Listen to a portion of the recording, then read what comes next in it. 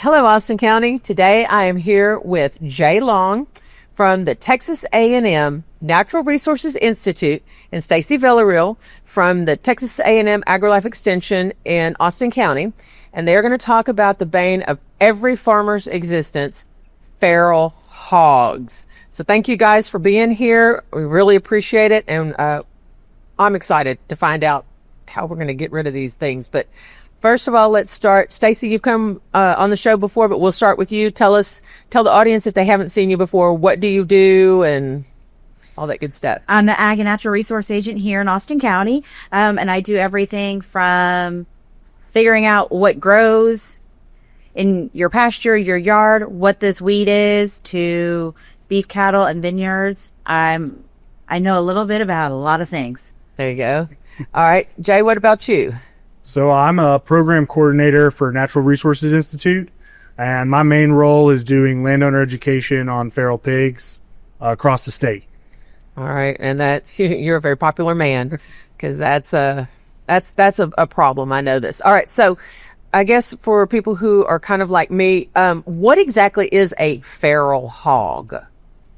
So when we talk about feral hogs, feral pigs, they're all the same thing. They come from three different kind of lineages.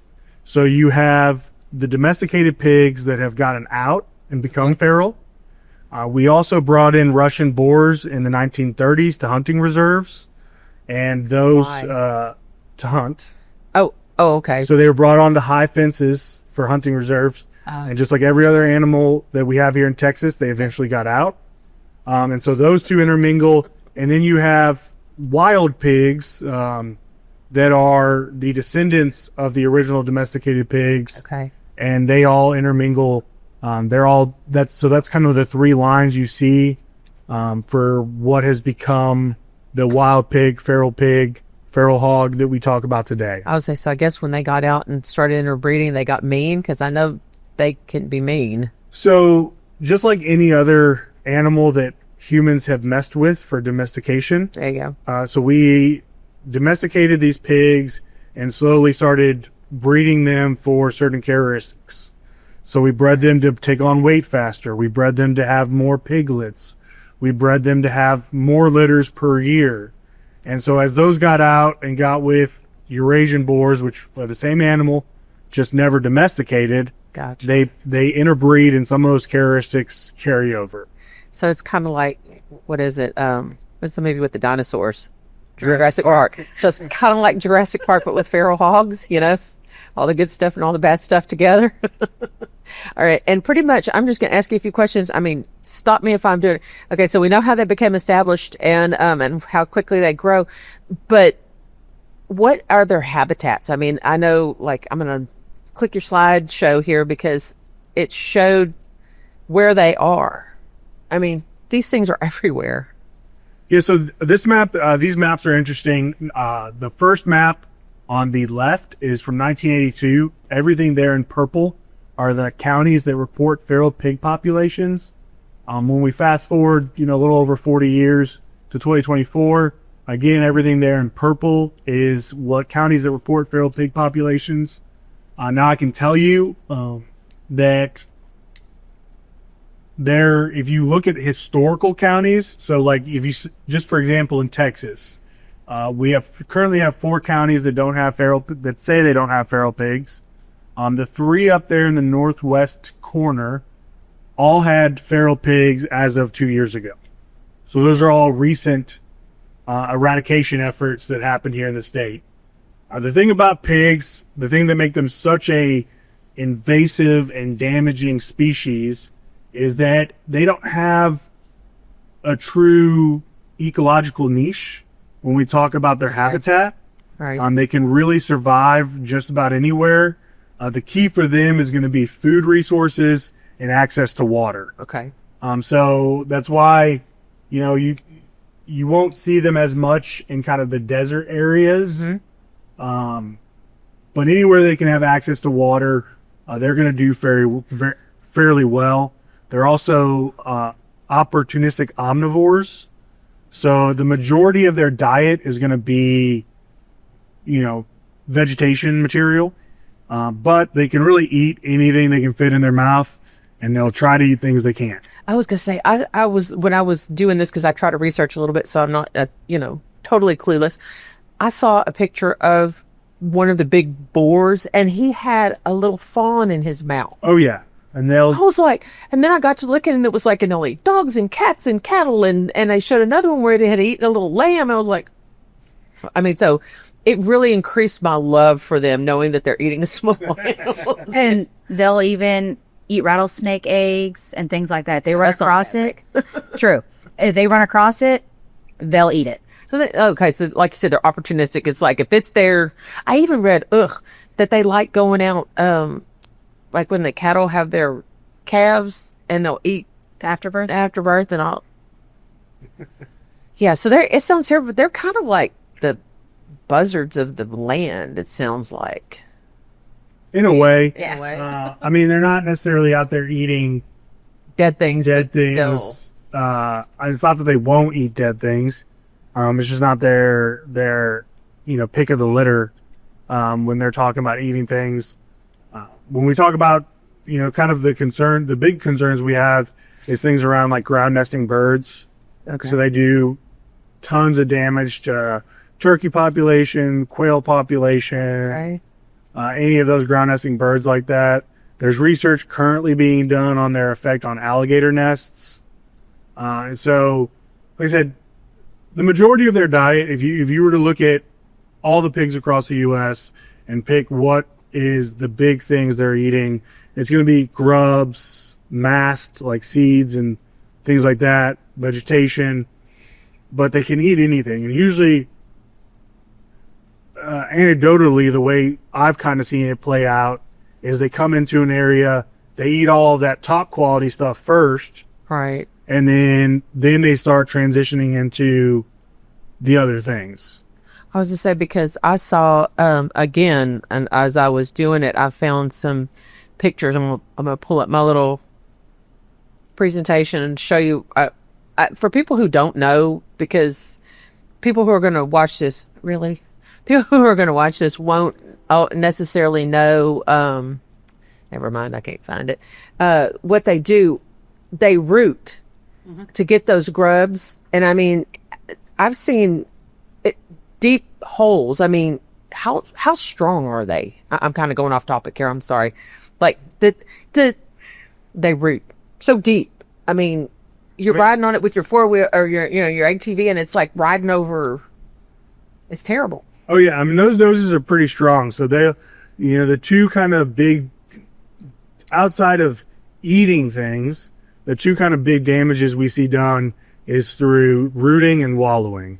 Okay. So rooting, they're using their noses to dig up the ground, loosen up the ground to get to grubs, vegetation material, things like that. Okay. And then wallowing is basically creating a mud bath, because the big thing around pigs is they don't have sweat glands like we do. Okay. And so they accomplish their regulation of their body heat through wallowing, occupying shaded areas, Gotcha. and nocturnal feeding.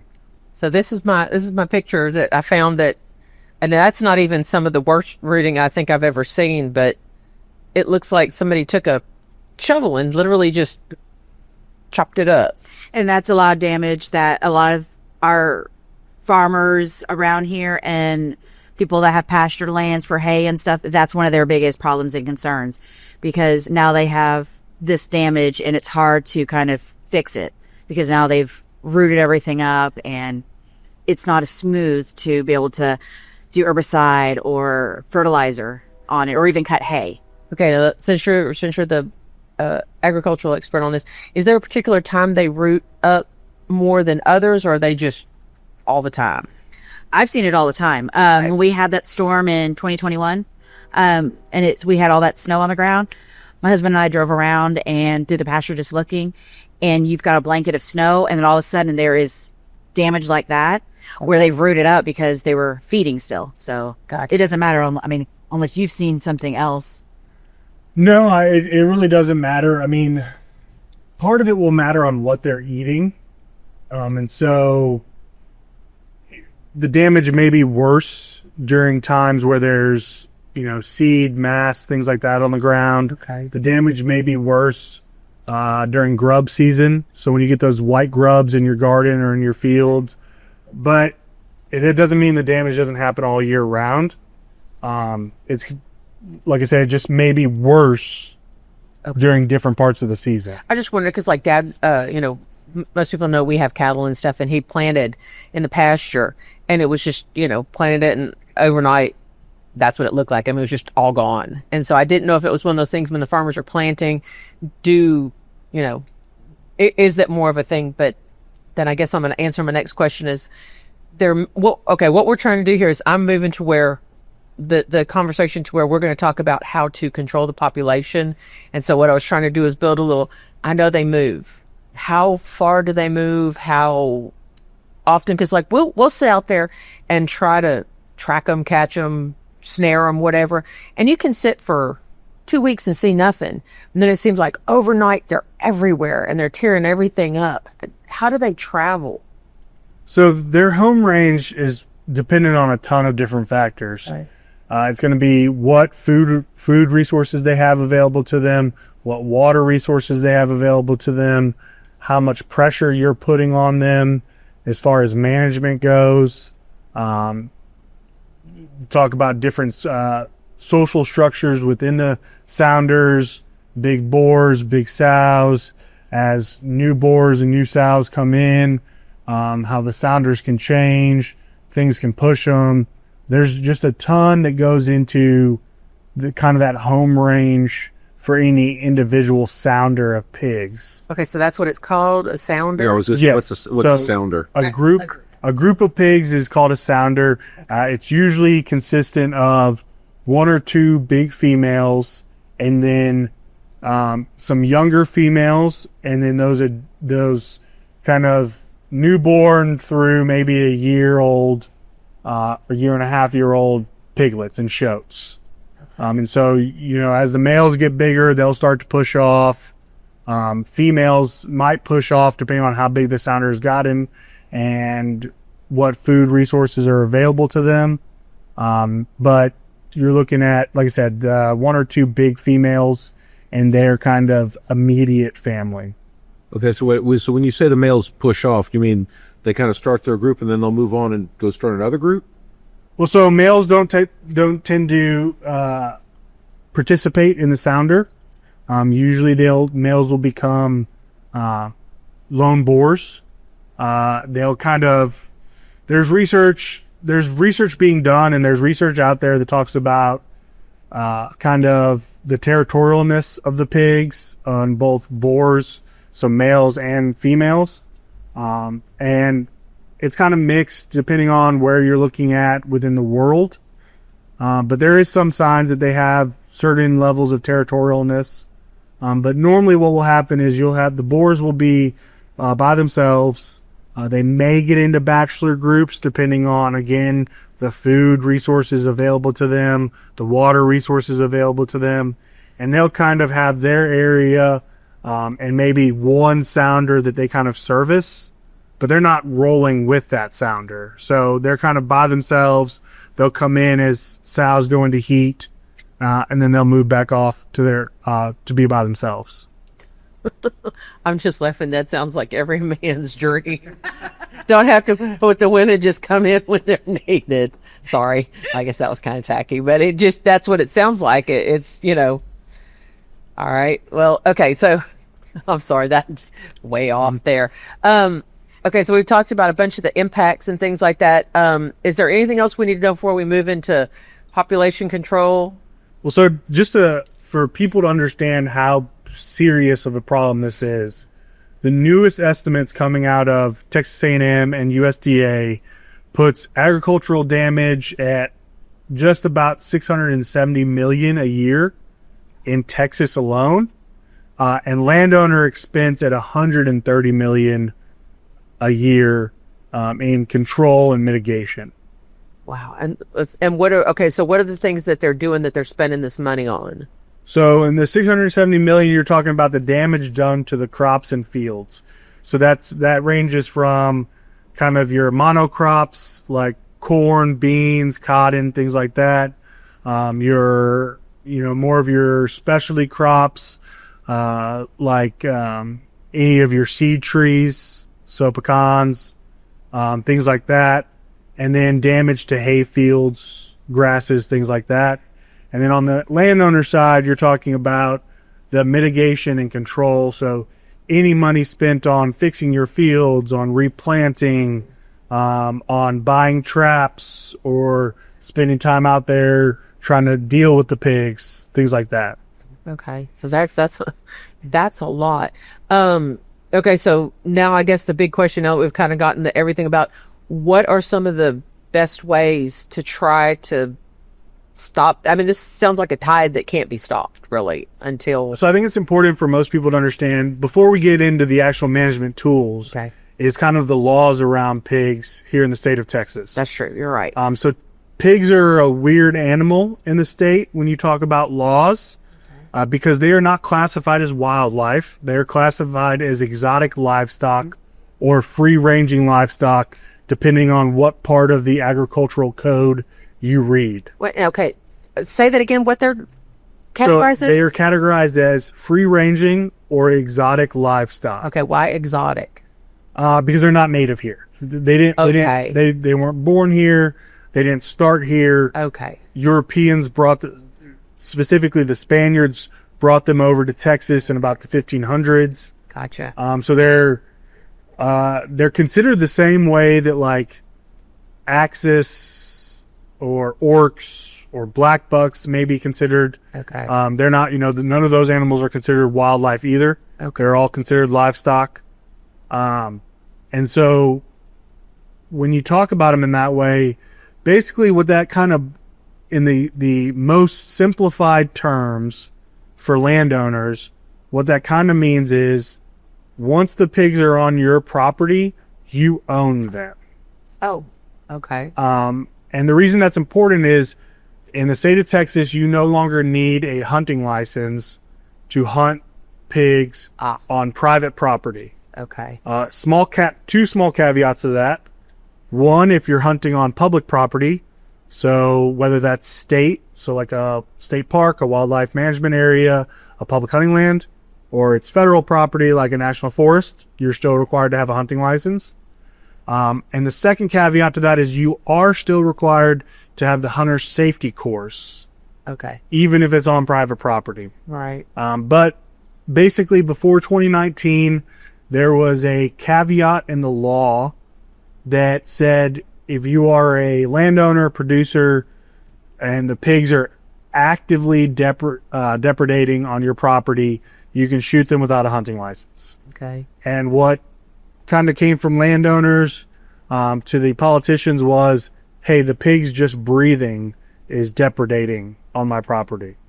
And so they removed that depredation requirement and basically said, as long as it's on private property and you're either the owner or the agent, meaning you have permission to be on that property and do things, you can shoot pigs without any recourse with no hunting license. Okay. And there's no limitation on the means of take. So it's shotgun, rifle, bow. I've seen them in helicopters. Yeah. There's no limitation on time. So it's day, night, anytime. There's no bag limit. There's no season. And it's like, so yeah, helicopters out of a moving truck. You can spotlight them. You can use thermals. I was going to say, but the reason is, okay, I didn't ask this. How many piglets can a sow have in a year? So in a year, so at a time, a sow can have up to around 12 piglets. Now in the wild, we don't see that as much. You see it about 4 to 6, 4 to 8, depending on which research you read. But they're not having the max that you can see out of domestic pigs Right. when they're in the wild. Now theoretically, if a sow was to get pregnant every time they could possibly go into heat, a sow could get pregnant 3 times a year and have basically 2 litters and then be having that 3rd litter at the beginning of the next year. But we don't see that in the wild. At most, you'll see a sow have 2 litters in a year. Still, that's too many. But for the majority of sows, they're probably going to have 1 litter in a year. And they may get pregnant at the end of that year and then be having their next litter into the next year. Okay. Stacie, you were going to say something. Yeah, I was going to say, just to kind of tag along with that a little bit, since they're not classified as a game animal, you don't have to make your best effort to claim that meat. So you can let them lie. With with game animals, like with your deer and stuff, you have to make your best effort if you wound them to try to track that deer and find it. Okay. For them, you don't need to. I was going to say, I like claiming them. They're really good when they come out of the oven. There you go. And then also just to kind of jump on with like hunting them at night and thermals and stuff like that, spotlighting, to make a good neighbor of other people and stuff like that. Make sure you let your neighbors know what you're doing, so then they don't call a game warden, and also call a game warden.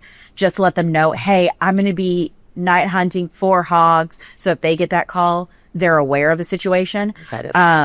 And so that just kind of helps keep you on the up and up with law enforcement and things like that. And again, like with your neighbors, so that they're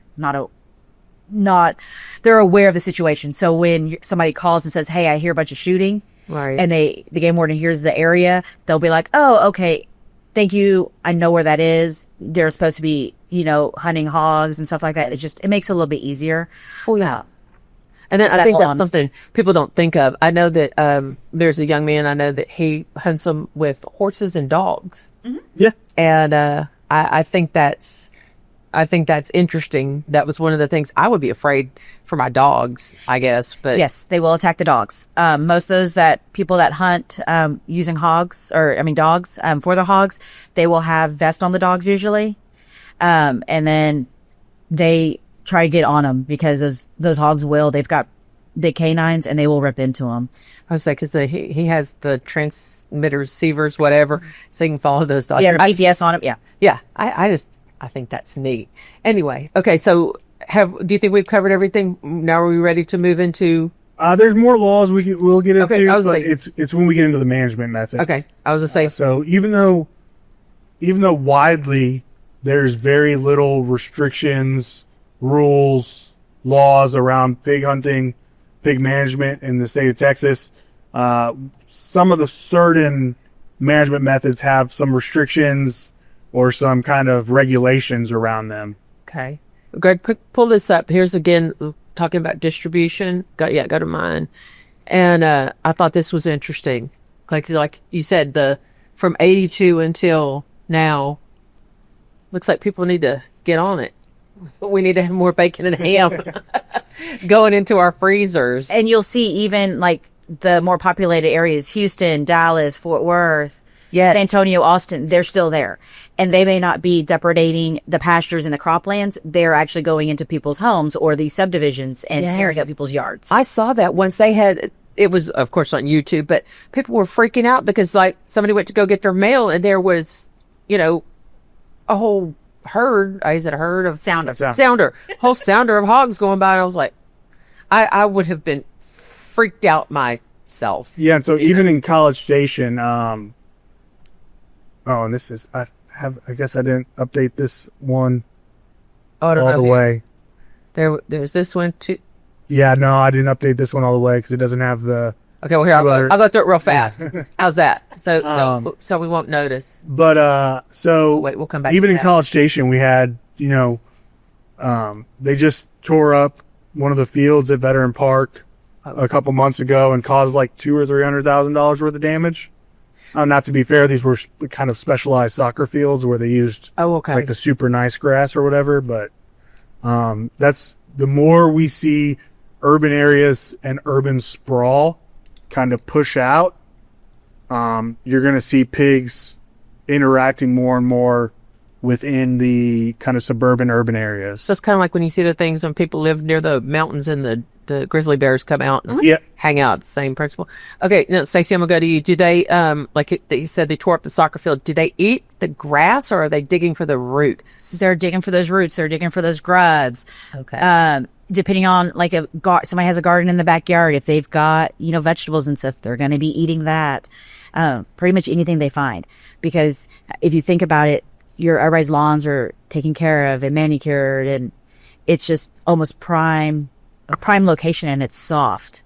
Okay. If it's hot during the summer, you've got a sprinkler system going. Okay. Now So you're you like have your laying out water. the buffet for them. Yep. Oh, wow. Okay. Now, either one of you, are they naturally aggressive or since they're coming into the towns, or are they going to want to go away from you? I mean, in general, obviously you don't know every. Depends. Okay. I guess I can say Is it one of those yes? Yeah. I would say yes and no. the fear of being attacked by pigs is greatly overblown. Okay.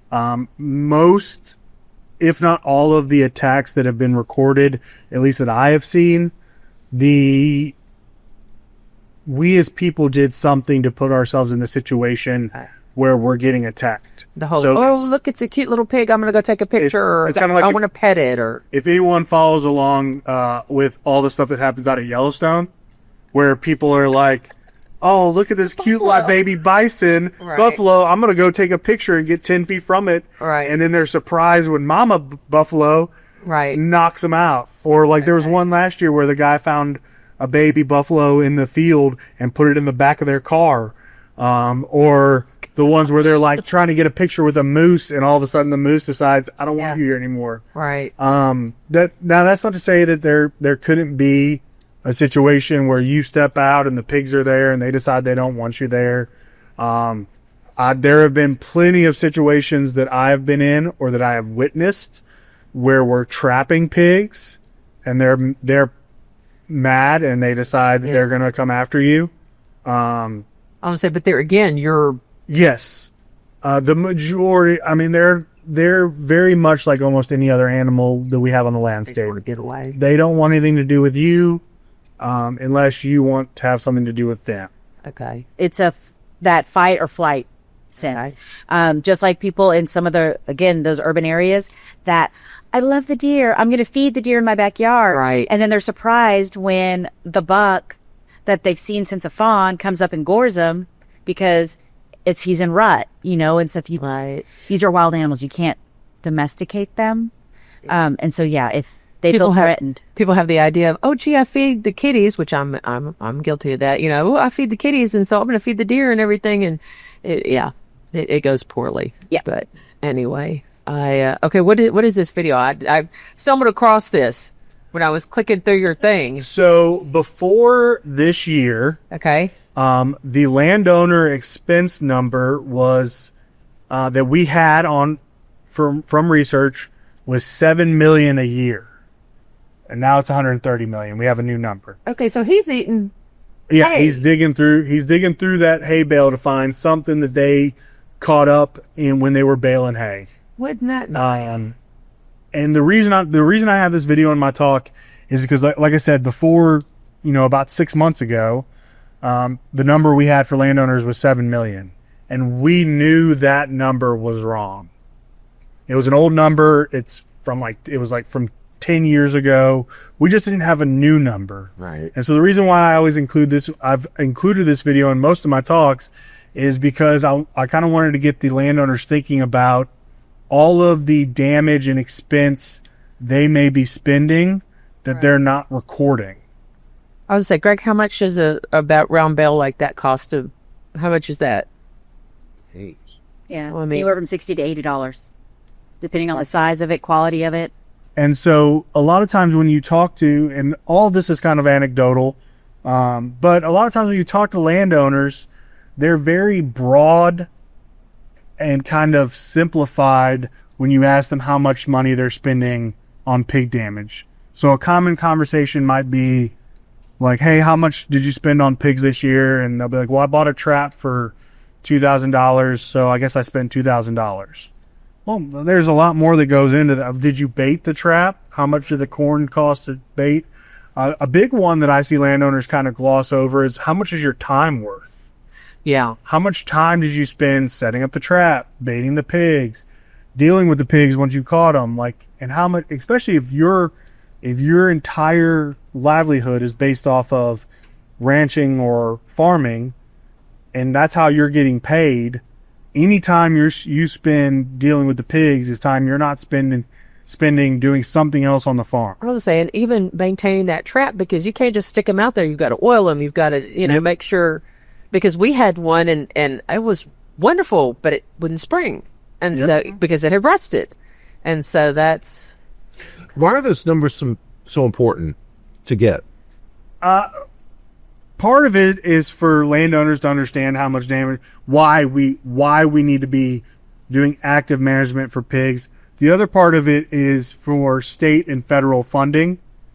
So when we go to the state government or we go to the federal government and say, hey, pigs are a problem, we need money to do management programs, a lot of times, especially in the federal side of things, you're going to have states that just don't deal with pigs. They don't have pigs. They don't see it as a problem, but you need them to vote to give a state like Texas millions of dollars to deal with pigs. And so the easiest way to do that is to put it in front of them in the simplest terms possible. They're like, hey, we're asking for, and these are all going to be made up numbers, but be like, hey, we're asking for $20 million to do feral pig management in the state of Texas. Well, that's $20 million that could be going to their state. Why do you need it so bad? It's like, well, it's because they're causing $670 million in damage and costing our producers $130 million to manage. So $20 million is kind of a drop in the bucket at this point. And so that's why most of those numbers matter and are important.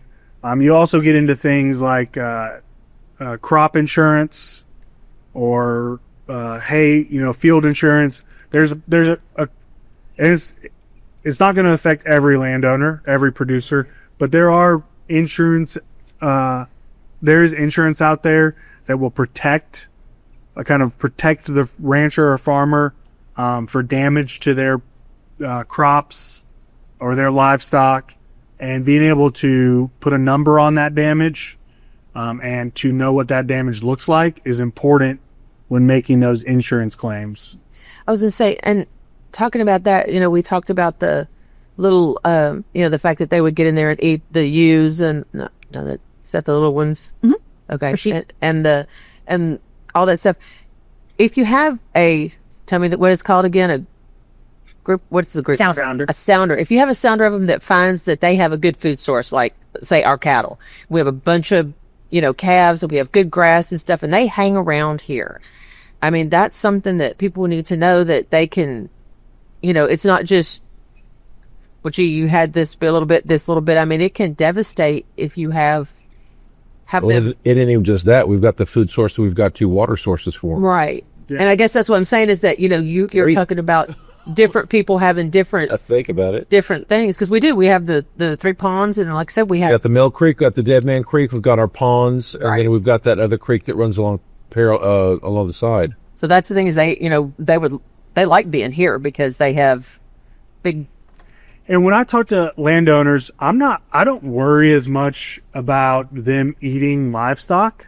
That is right. I know. It's not that it can't happen. It's just not a common occurrence, especially that's nothing we've ever experienced. No, but when you talk about interactions with livestock, the big concern is disease spread. So pigs are a disease reservoir. There's about at least 65 viral, parasitic, or infection agents we know that they can carry, they can have, they can pass on. Some of the more traditional ones we're concerned about, swine brucellosis. So they can pass on swine brucellosis to cattle. It oftentimes will come up for a false positive of bovine brucellosis. So now I hear about that one a lot. Explain that one to us. What does that do? Why is it bad? I mean, I know it's bad, but can you explain for the? So, brucellosis can cause cattle to abort their fetuses. The big thing is once you have brucellosis in your herd is no longer marketable. You can't sell it. You can't move it. For the most part, they all get killed off. Wow, you have to destroy the herd Yes. and start over. Wow. And the issue here is, and I will admit I'm not a disease expert. I get all my information from people at A&M and USDA that are disease experts that have spent their whole life doing this research. Also, Texas Animal Health Commission has a ton of information. So I would highly recommend anyone listening, if you want more information than what I can give you, go to Texas Animal Health Commission, go to USDA, go to AgriLife. They have a ton of, just in-depth research on this. But the big thing around this is it is hard to test for the specific strains of brucellosis.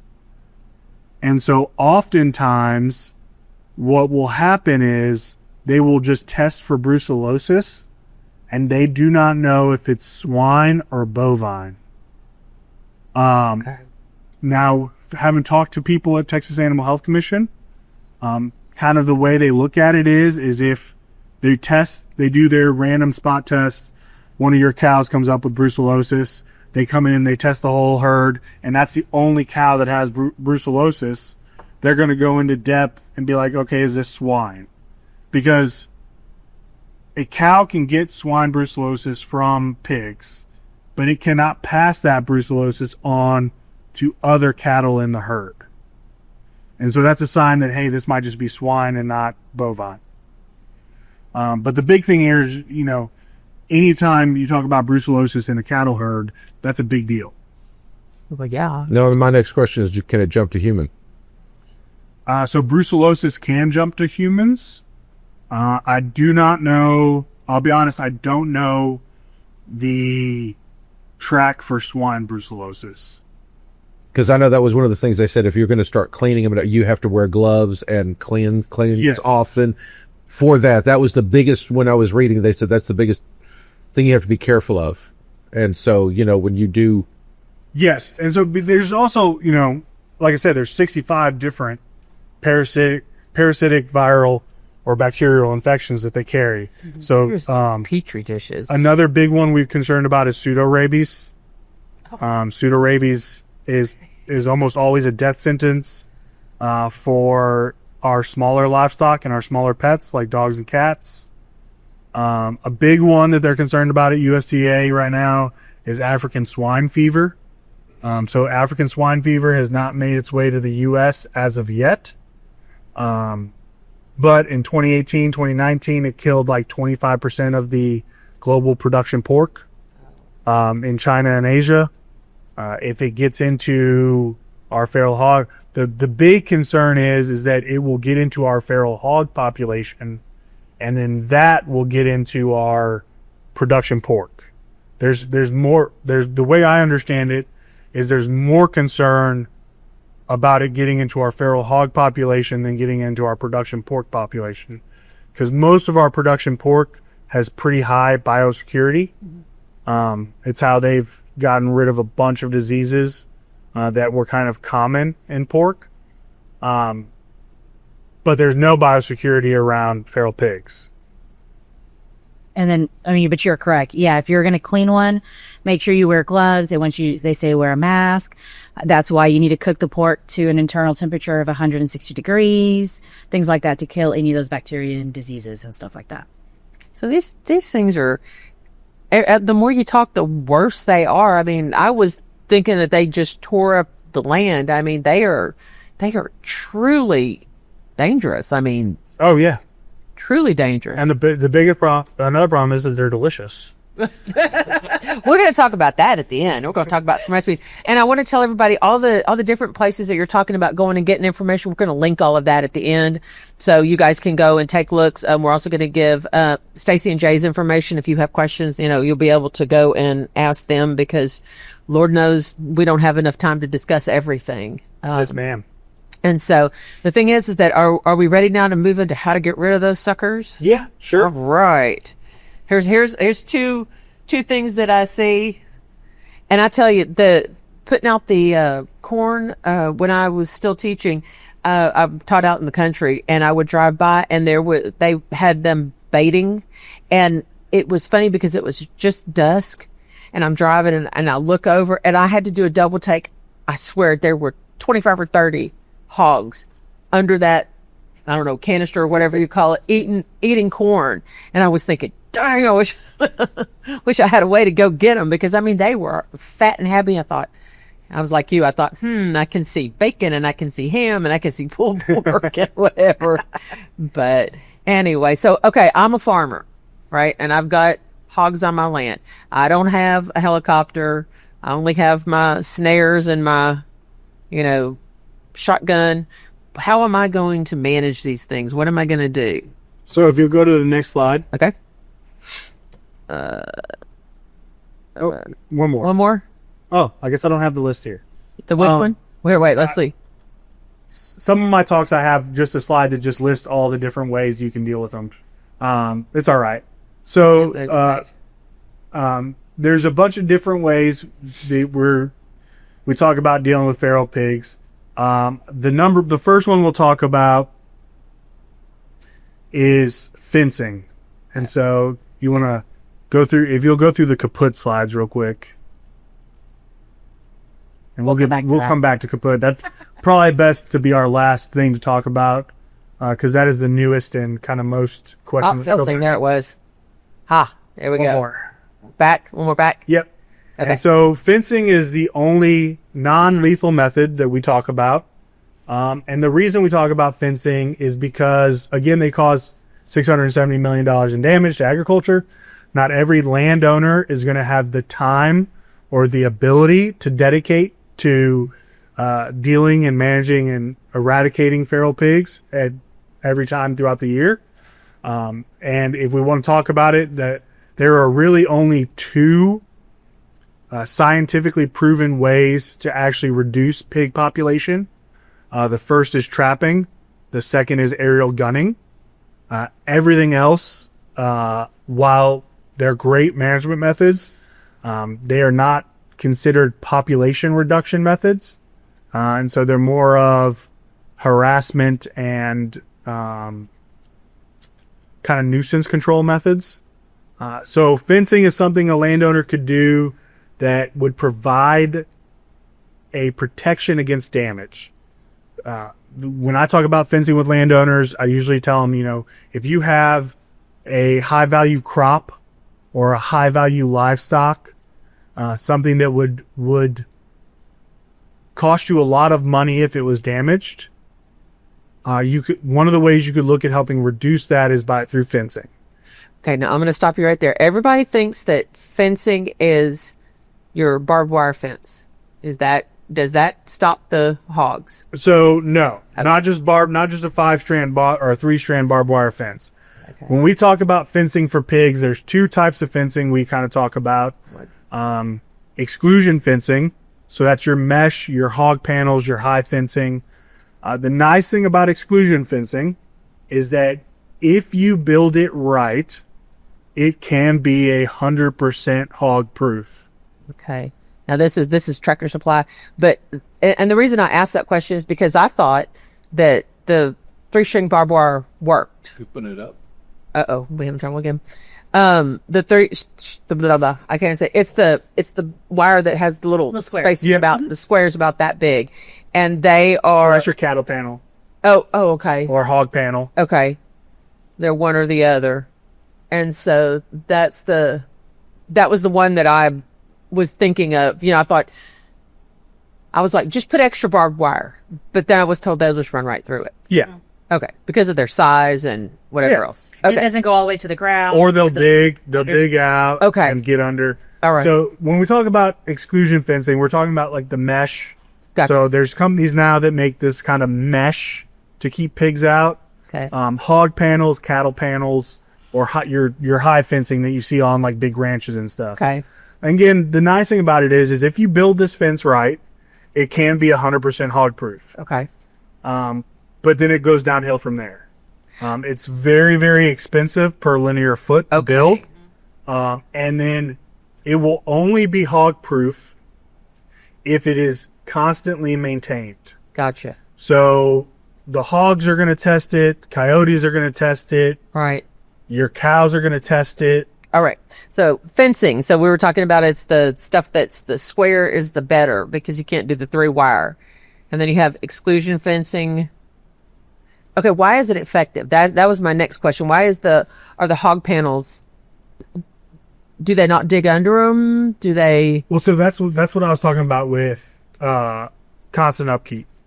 They're going to try to dig under them. Eventually, they will dig under them. So the pigs will test the fence. Coyotes will test the fence. Your cows will test the fence. Deer will. The weather is going to You're test the fighting fence. everything. Yeah. And so, like I said, if you have a high value crop Okay. or a high value livestock, this is a way that you can, or if you have like a smaller property, let's say you have like 3 acres, 5 acres, 10 acres, and you just want the pigs gone. This is a way you can do it. This like I said, if you build it right, it will be 100% hog proof, just not permanently 100% hog proof. It's going to require upkeep. As storms come through and branches fall, All right. or, depending on how you build it, if you're using cedar posts, those are going to start to rot out. T posts will bend. You're going to have to go through. And again, it's very expensive per linear foot to establish. The second option we talk about, and you can go to the next slide, is a hot wire fence. Okay. There's been a ton of studies on hot wire fences. Now, up front, the downside to hot wire fence is no matter how you build it, no matter how you put it in, it's never going to be 100% pig proof. Okay. In fact, depending on which study you look at, the best I saw was like 70 or 75% at stopping pig incursions. Okay. Now you're talking about hot wire, like electric fence. Like if Yes. I touch it, it pops me. Now, is it similar to what you would keep cattle in, or do you need it to have a higher, pop rate? No, it can be similar to what you use to keep cattle in. Okay. Now, the big study on this was done by Reedy in 2008. And he looked at a 2 or a 3-strand hot wire fence. And what he found was they're both effective. Now, what he did was he put the wire up a little higher than you normally would, Okay. the bottom wire. So he put it at 20 centimeters. And I'll admit I'm very bad at converting centimeters to inches. So I should do that conversion because most landowners aren't going to know what 20 centimeters That's is. okay. They can look it up. Every tape measure has both sides on it. Yeah. I was like, give me a second. Go ahead. Look it up for us, Stacie. I will admit I am, that is where I fail as a scientist. I'm very bad at doing conversions like that. But what I'll say is 20 centimeters is higher than what you would normally put that bottom wire at. All right. About 8 inches. About 8 inches. 7 to 8 inches off the ground. Now, what they found in the study is that at that level, juveniles, so piglets and small shotes, can still successfully make it under the wire. The reason they liked the wire at that length is because it reduced the amount of vegetation control. So you weren't having to go out every week, every other day, depending on the season, and cut down grass and weeds, things that could interfere with the hot wire. Okay. What they also found is that juveniles that got shot, or juveniles that successfully made it under the fence, once they saw an adult pig get shocked, they would stop attempting to make it under the fence. So there's a learned behavior there. Okay. They also found that there's a learned behavior to where they could take the take the charge off the fence, so it's not hot anymore, and the pigs still would not attempt to go through the fence. Oh, okay. You started. I thought the hogs figured out how to do it. I was like, oh my gosh, they're becoming sentient. Now They're actually really smart. that is not a permanent learned behavior. Okay. In the study they looked at, I want to say it's Let's see. between a month and 3 months before Okay, it the says- pigs started testing it again.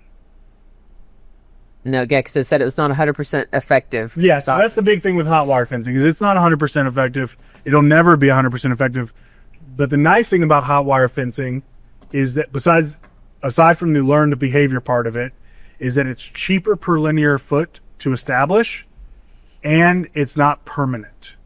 Oh, So for a lot of land, a lot of your big producers, your big ranchers, your big farmers, they are going to rotate fields with their livestock, and they're going to rotate crops into different fields. okay. And Yeah. so when you talk about exclusion fencing, in order to get the benefit of that fence, you'd have to fence the entire property. With hot wire, you could only hot wire fence specific areas during specific times that you want to reduce pig problems. Gotcha. So like if you just planted a crop or something like that, you want to keep them out so they don't go straight in there and eat all your seed. That would be something that Okay, and I guess they have good vision? Do you know? Or is it the smell? Like if you would plant your garden, and you planted it somewhere you don't normally do it, can they smell that turned earth? I wonder. I don't know. So they have decent vision. Okay. They have good smelling, and they're also smart animals. Okay. So they also can kind of pattern things. Okay. All right. So it's not. I just wondered. Okay. Bait exclusion fencing. So this is a big one we talk about for one, to help disease spread. Okay. Two, when we talk about pig populations, a big thing around pig populations is how fast they can get to a certain weight where they reach sexual maturity, Okay. which is between 60 and 70 pounds. They'll reach sexual maturity. That's big because the faster they can get to that, the quicker they can have their first litter. And that's where you start talking about really expanding populations. Okay. So if a sow can get up to, I believe the exact weight is 66 pounds, where they're now sexually mature to have a litter. If they can do that in like 6 months and have that first litter in that first year of life, and then now one of those sows gets up to 66 pounds within 6 months and they have a litter, while that first sow is also having her second litter right after the first year mark, that's where we talk about like truly expanding populations. Okay. And along with that, we talk about the ability to bring those piglets to age, and it's called recruitment. So you're actually bringing those piglets up to a sexual maturity age to where they recruit into the population. Okay. And so now they start reproducing. A lot of that comes down to the food sources they have available to them. And whether we like it or not, here in the state of Texas, where you're allowed to bait for deer hunting, or any type of hunting, or some people just bait them because they want to see the deer, the easy access to that food makes it even easier for these pigs to get up to weight and sexual maturity, to recruit their piglets to sexual maturity age. And so one of the ways we can help reduce that is through bait exclusion fencing.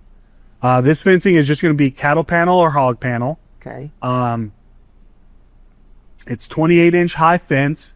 The easiest way to do this is go to Tractor Supply or wherever you buy your fencing from, get a 5-foot cattle panel or a 5-foot hog panel and cut it in half. And now you got, two 30-inch high panels. Okay. Take that cut side and just press it into you don't have to dig it or anything. You can just kind of press it into the ground, and then make a complete circle.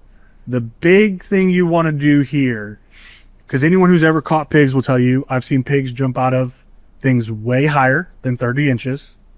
I've seen them jump I out didn't know of, if they could jump. I've seen them get out of hog traps that are like 5.5, 6 foot tall. But there's been a lot of, and in fact, AgriLife extension agents have done a lot of the field trials for this. And the big thing when you're doing this is you want that circle to be big enough that when that feeder goes off, none of the food goes outside the circle. Okay. So you're kind of not baiting them in. So this is for like if you want to feed the deer and all that kind of Yes. stuff. You're putting it. The deer can jump over. Yep. The hogs in general can't jump over, and they probably wouldn't bother because It's not that they can't jump over. It's just they won't bother, especially when your neighbor down the road isn't doing Right. this and it's free food. You're basically just putting a barrier to try to keep them from getting to just free food. okay. And then at 28 inches, fawns can still jump over it. So you're not excluding any of the animals that you like. Okay. All right. So all the cute, fluffy animals that you do like can get in, Yeah. and the nasty hogs can't. And one thing too, by doing this, you still keep those deer coming into your feeders, because typically when the hogs move into a feeder, deer will refuse to go Oh, and feed there. Yeah. And so now, instead of it being solely a deer feeder, it's primarily a hog feeder, because the deer are going, nope, I don't want to be anywhere over there, because the hogs will chase the deer off. Wow. Which is, Okay, snares. All right, so now we'll get into the lethal methods we have available to us, starting with snaring. So again, like I talked about before, snaring is not considered a population reduction method. Right. Two big reasons. You're only ever gonna catch one pig with a snare at a time. And there's also a chance of catching other animals. Oh, yeah. We know that. Now, like I said before, kind of towards the beginning, pigs are very smart animals.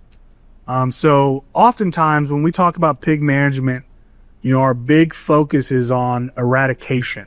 Right. But something I kind of like to talk with landowners about and put out for landowners is most landowners don't have time to do big population eradication efforts. Right. They just want the pigs to stop Tearing everything up. tearing up their fields Yeah. and spreading disease and eating their crops. And so the more methods you can pack into your property, the more of a message the pigs will get that they ain't welcomed here. Right. And it's not permanent, but you can, if you do a combination of these methods, you can force the pigs off your property for periods of time. And they're going to test, they're going to, they may be gone for a month, they may be gone for 3 months. And then they're going to be like, hey, you know what? That field over there, we haven't touched that in a while. Maybe it's time to go try that again. Right. And you're going to have to pick those methods back up.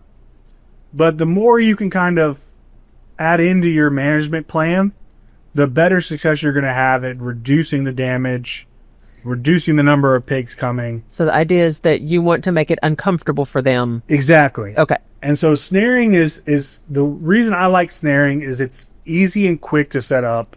It doesn't take a lot of effort. It doesn't take a lot of know-how.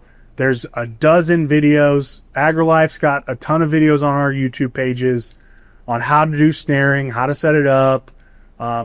Almost any tractor supply, farm, ranch store you go to nowadays will have snares already made up. You don't have to make them or anything. You can buy the complete setup. Now, it does pose a risk to non-target species. What I tell landowners is there's ways to reduce that. Big one I talk about is if you've ever seen a pig rubbing up against a telephone pole. They like the creosote. It kills all the stuff on their hides. Okay. It's a uniquely pig behavior. You're not going to see deer doing it. You're not really going to see coyotes doing it. So if you have a telephone pole like that, if you can set up on it or near it. Okay. If you have a spot on your fence line that pigs are actively using, a lot of times once the pigs take over that spot under the fence, other animals kind of stay away from it. So setting up near there. And then the other thing I tell landowners is that if you're going to do snaring, I just recommend having a hunting license because there's always a chance you're going to catch something else with that snare. And it's not a fun conversation with the game warden when you catch a deer or a coyote or anything else and you don't have a hunting license. I was going to say, we caught one of our calves was being nosy and got caught in there, and it was like a rodeo. I mean, And so there's different types of snares. If you are extremely worried about catching something else, especially something that you make money off of, so cows, right. you can buy snares that have a stopper on them. So basically it keeps the snare from collapsing all the way down so it doesn't kill the animal in the snare. Okay. What I will tell you is that if you buy those types of snares, there's a good chance you're going to have to dispatch the pig that you've caught. Whereas if you use the snares that don't have the stoppers on them, the snare will kill the animal, but then you run the risk of killing something that you didn't mean to catch. Right. And so that's going to be a landowner decision, depending on your concern at catching other animals. I have a question as far as like when we use our snares. I know that we tend to run them. The hogs run trails on our property. Yes. Do they kind of like cows? Will they keep following the same trail all the time? And that's what we normally do. We put the snare where the trail is, to catch them, where they go underneath our fence. Yeah. So for the most part, they'll continue to use those trails unless you've done something to warn them off. So, I mean, I guess my point is if you wanted to, like we have our, farm sectioned off in paddocks, we could actually put a snare on the trail in one of our paddocks where the calves couldn't get to it. Yeah, and they should run the trail and get caught until one gets caught, and then they learn not to run that trail. Yeah, absolutely. And so what I'll also tell you is wherever you're going to try to snare for pigs, make sure you have a really strong anchor. I saw a video not too long ago of a pig carrying off about, 8 cedar posts and probably 400 feet of wire. Because whatever that landowner, I guess he anchored it to one of the cedar posts, and it wasn't quite strong enough. And that pig, I mean, it was a pretty big pig, but so be careful what you're anchoring it to. Make sure you're not anchoring it to 100-year-old cedar posts. I was gonna say because I've seen them that didn't die and they're still. And they are mean. I mean, they're on that snare, and they want a piece of your rear end. Yeah, but that's what I'm saying. They want a piece of your rear end. We actually had to step up to a stronger snare because they were popping them. Yep. And I assume I can only assume they must get caught and they start ripping and tripping and rolling. Oh yeah. I mean, because it looked like it was wire fatigue. Anytime you go to catch an animal like that, especially a big animal like that, I mean, they're going to do everything they can, just like we would. Right. Do anything you could to get out.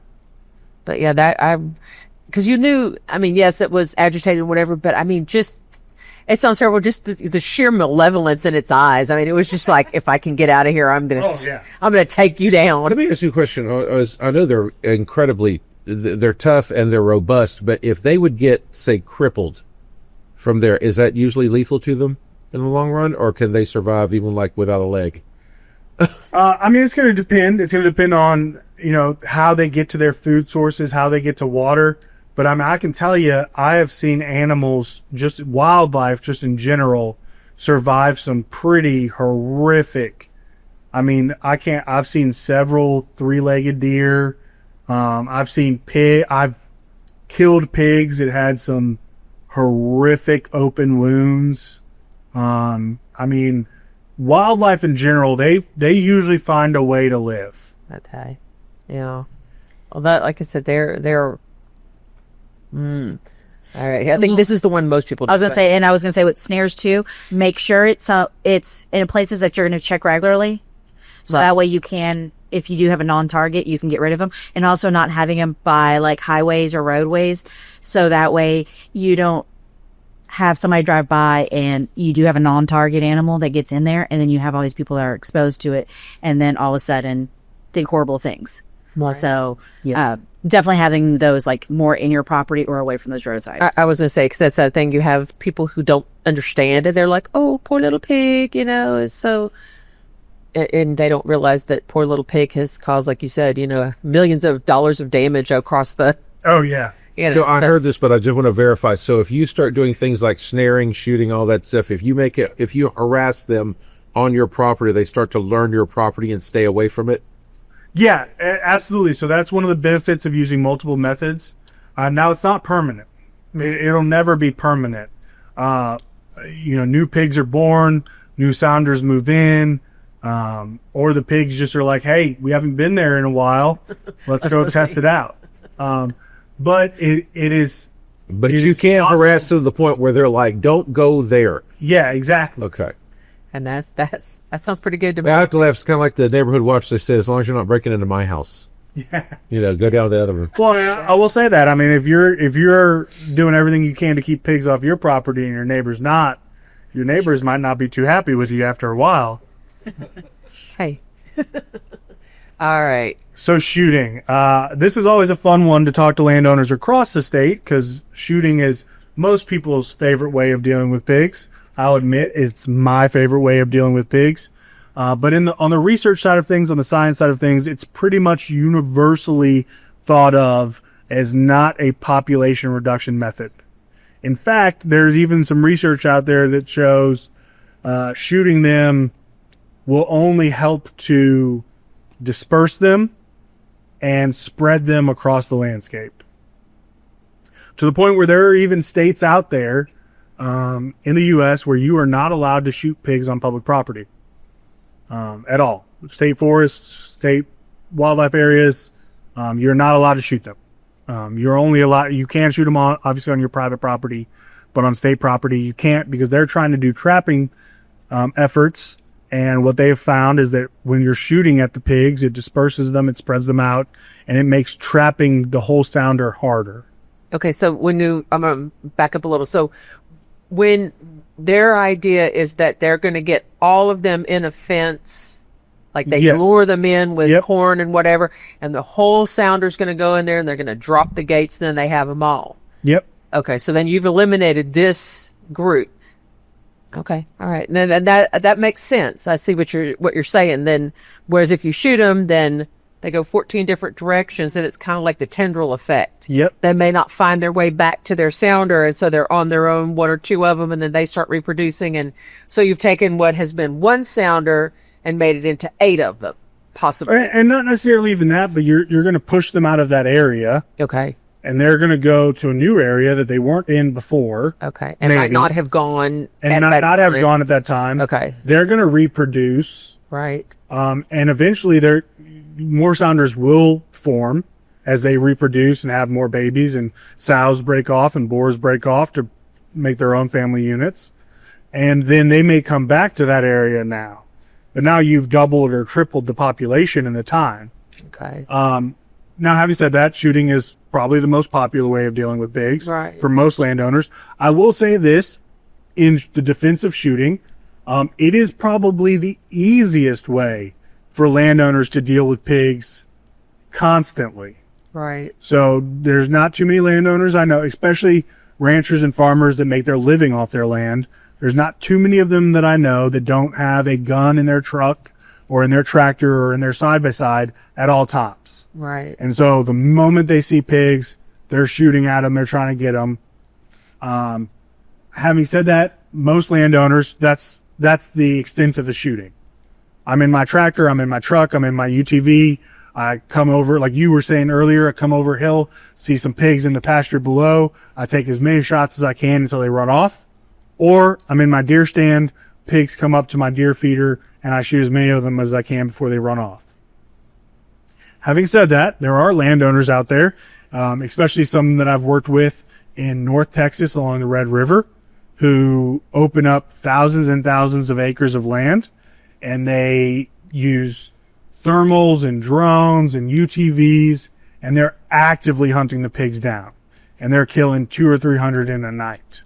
And the helicopters. Well, helicopter hunting is a different Okay. thing. Sorry. Go ahead.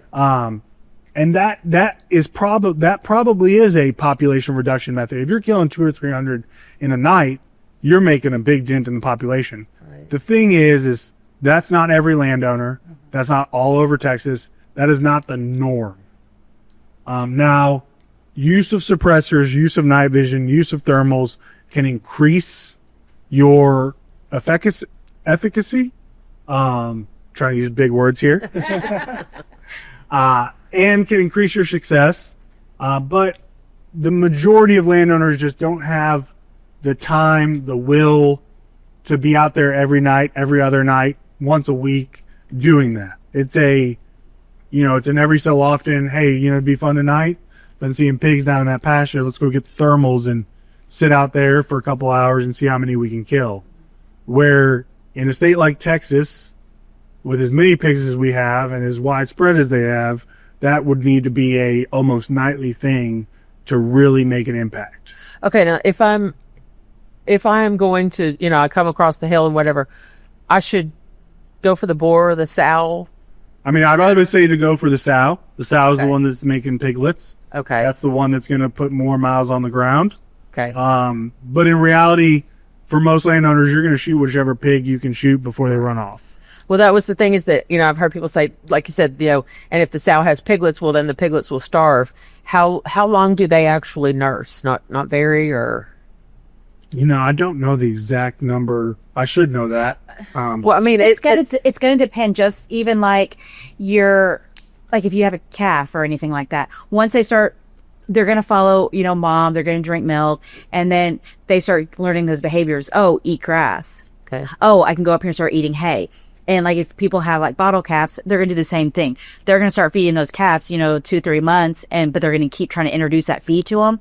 And as soon as they take that feed, it's like, yes, I don't have to have milk anymore. So they can do that slow progression, and it's gonna be somewhere along the same lines. Now it's not gonna take them as long as like a calf, like 6 months. It's gonna be a lot shorter time. Okay. And again, it's gonna be that domestication side of it, from your domesticated pigs to feral. They're gonna probably be more apt to, I need to learn quicker to start Right. eating on my own, Right. because mom's not going to lay down every time I'm hungry, Right. because she's going to be constantly trying to eat. Feed's not being provided straight for her. Gotcha. So it's going to be some of that probably built in.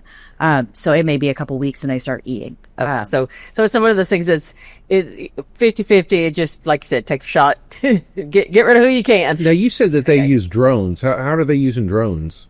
They use drones to find the pigs. Oh, okay. Yeah. Gotcha.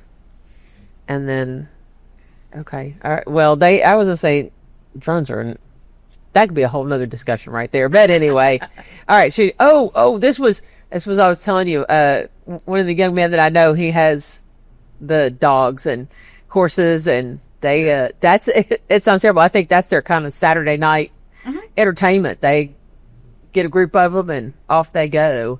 So trained dogs is another low harvest method. I have worked with and talked with landowners who are very good at trained dogs. Their family's done it for generations. It's a tradition, and they're very good. They can take a lot of pigs in a night. The thing about it is it's not a widespread thing. Right. And you got to think, keeping and training hog dogs takes a lot of effort, a lot of money, a lot of time, and more now as Texas changes, a lot of this with trained dogs we see is turning into a kind of guided hunt situation where, Bill Tom from Dallas or Houston or San Antonio thinks it'd be fun and cool to go hunt pigs behind dogs. And anytime you get into any kind of situation like that where there's money changing hands, they're not out there to kill the most amount of pigs. They're just out there to kill a pig. Right. And so it's not that they can't take a lot of pigs with this method. It's just that it's kind of a lost and dying art. Fewer and fewer people are picking up the art of training hog dogs, taking them out, killing pigs. And two, a lot of the ones that are doing it for money. Okay. I was saying you have to be. People love their dogs, and so you run a risk when you put that dog out there going after that hog. You'll find that there's a very different relationship between people who own hog dogs and the person that just has a dog as a pet. Yeah. Okay. This This is true. This is true for a lot of working dogs. I was supposed to say they're working dogs, Yeah. and so they're. This is not your come in the house, cuddle on the couch dog. Okay. These dogs are bred, trained, and made to go after pigs, So they're like police dogs, basically. Yeah. And Yeah, police They're going to dogs be a lot are more aggressive. or like livestock guardian dogs. okay. Those dogs aren't made to go in the house and sleep by the fire. Right. They're trained to be outside with the livestock, and Okay. And I was going to say too, I would think they would be good if people use them, because you can't get in there, like it's at the bottom, it says effective in pressuring wild pigs out of an area. They can go in where people can't, and horses can't and stuff. Oh, they yeah. they could really get them out. Wow. That's, I actually had a friend, and her husband was part of the Parks and Wildlife or whatever. And this is part of his job, was that they wanted, he did this. And I was like, can I go? so aerial gunning, that's helicopter hunting, is one of the most effective ways of taking the most amount of pigs off of a landscape in the shortest amount of time. Before my work at NRI, I worked for Texas Parks and Wildlife. We had USDA. I was actually the trailway and public hunting lands manager out at Lake Somerville State Park. We had the USDA come out and aerial gun our trailway. It's around 3,000 acres. They flew for a little over 8 hours and killed like 330 pigs. And do they use the? No, they use shot. The USDA use shotguns. Okay. And so it's very effective. The problems behind aerial gunning is, one, it's also very expensive. Right. Most landowners aren't going to be able to afford to have it done. And two, you have to have the right property to have it done. So you can't have a 50-acre lot right outside College Station. Right. They're not going to be able to aerial gun that. Right. You can't have, I would be willing to say you probably can't even have a 100-acre lot outside of Houston. It's got to be a big enough lot that the helicopter is able to safely fire and go through and shoot the pigs without the bullets going on to other properties. Okay. So this is your big flat land. Lots of, like you said, state park, just the population. South Texas, big ranches, stuff like that. Unless you get with a bunch of neighbors, and all together y'all have, 500 or more acres that all your neighbors are getting in to do it. So that way you have this bigger area and not a small confined area. Well, then they would split the cost and all that too. So that's well, and so the big ones having this done are through USDA projects. Okay. USDA Wildlife Services. So they're here in Texas. They get grant money from the federal and state government, and they pick counties, or sometimes the federal government or the state government might tell them the counties to focus on. Okay. And they get given money, and they go out and work with landowners and sign up a bunch of landowners, and it's all done for free.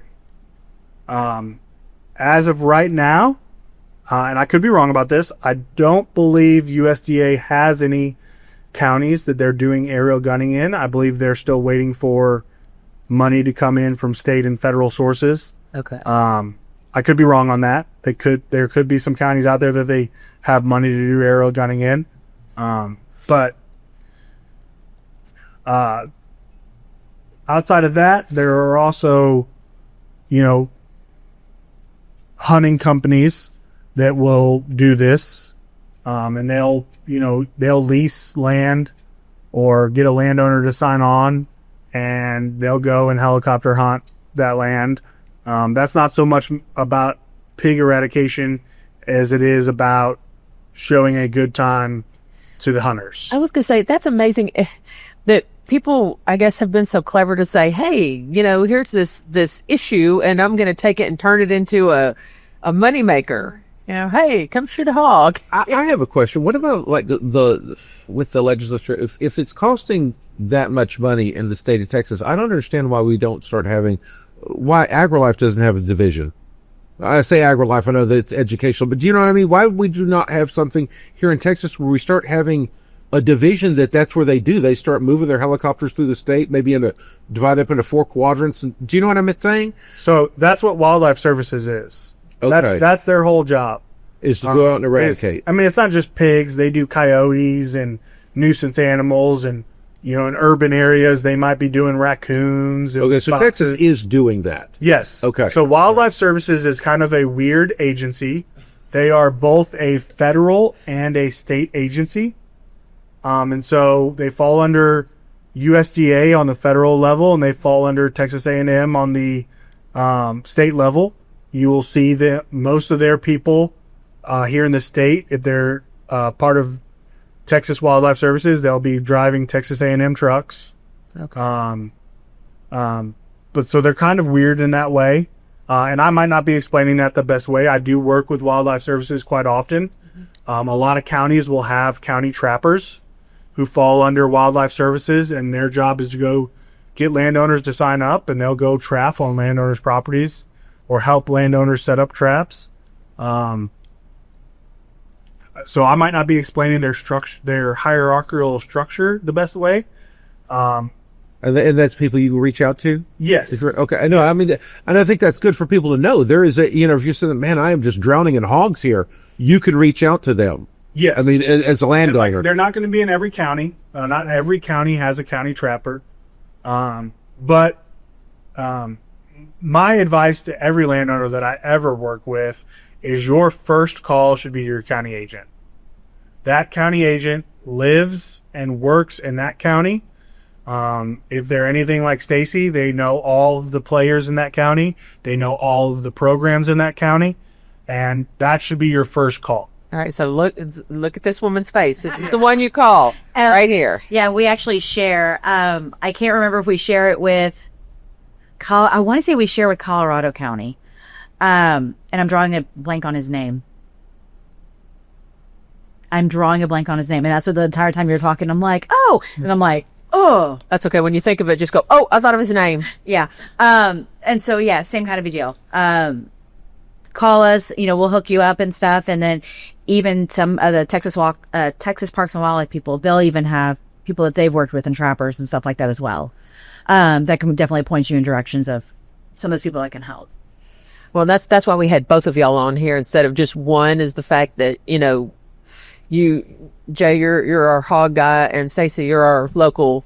I mean, I won't call you a hog gal. That doesn't sound very nice. You know what I mean. You're our local person, and that's the thing, is that we like having a face to a name, because you say, okay, that's Stacie girl, but we don't know who she is, and so now we know that we can call you and put a face to a name. And like I said, I keep saying it over and over. All of the stuff we talk about, we're going to link so that people can get to it. And if nothing else, they can email you guys with a question.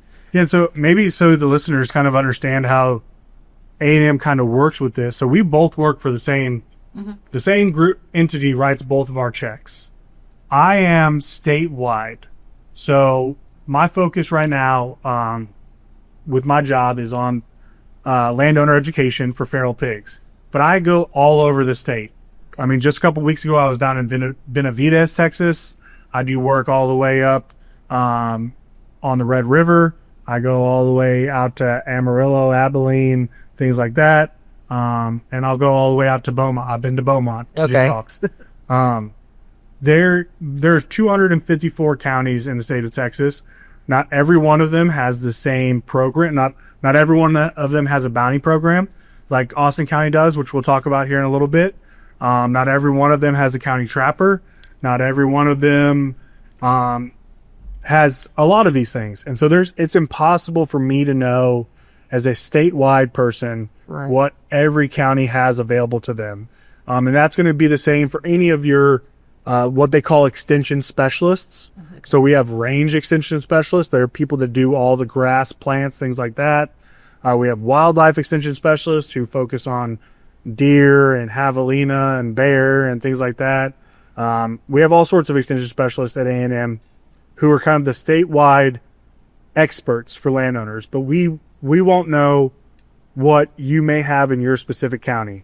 And so that's why all of us try to work with, as closely as we can, the extension or the county agents in each county, because they're going to know what programs, what resources are available in that specific part of Texas. So it's that big spider web. So if I'm in Beaumont and I'm like, hey, I don't know what's going on, but I see this program, I can say, hey, Stacie, I live in Beaumont. I don't know who my person is. Can you find out? Yep. And Stacie can do that for us. Okay. And since we do a lot of education, as Jay said, I've had Jay come to several of our programs that we've had and do hog education on like the updates, management, control methods, all of that, kind of like what we're doing here, and except it's in person and it's at our programs. And that's what we try to do. And that's why we rely so much on our specialist.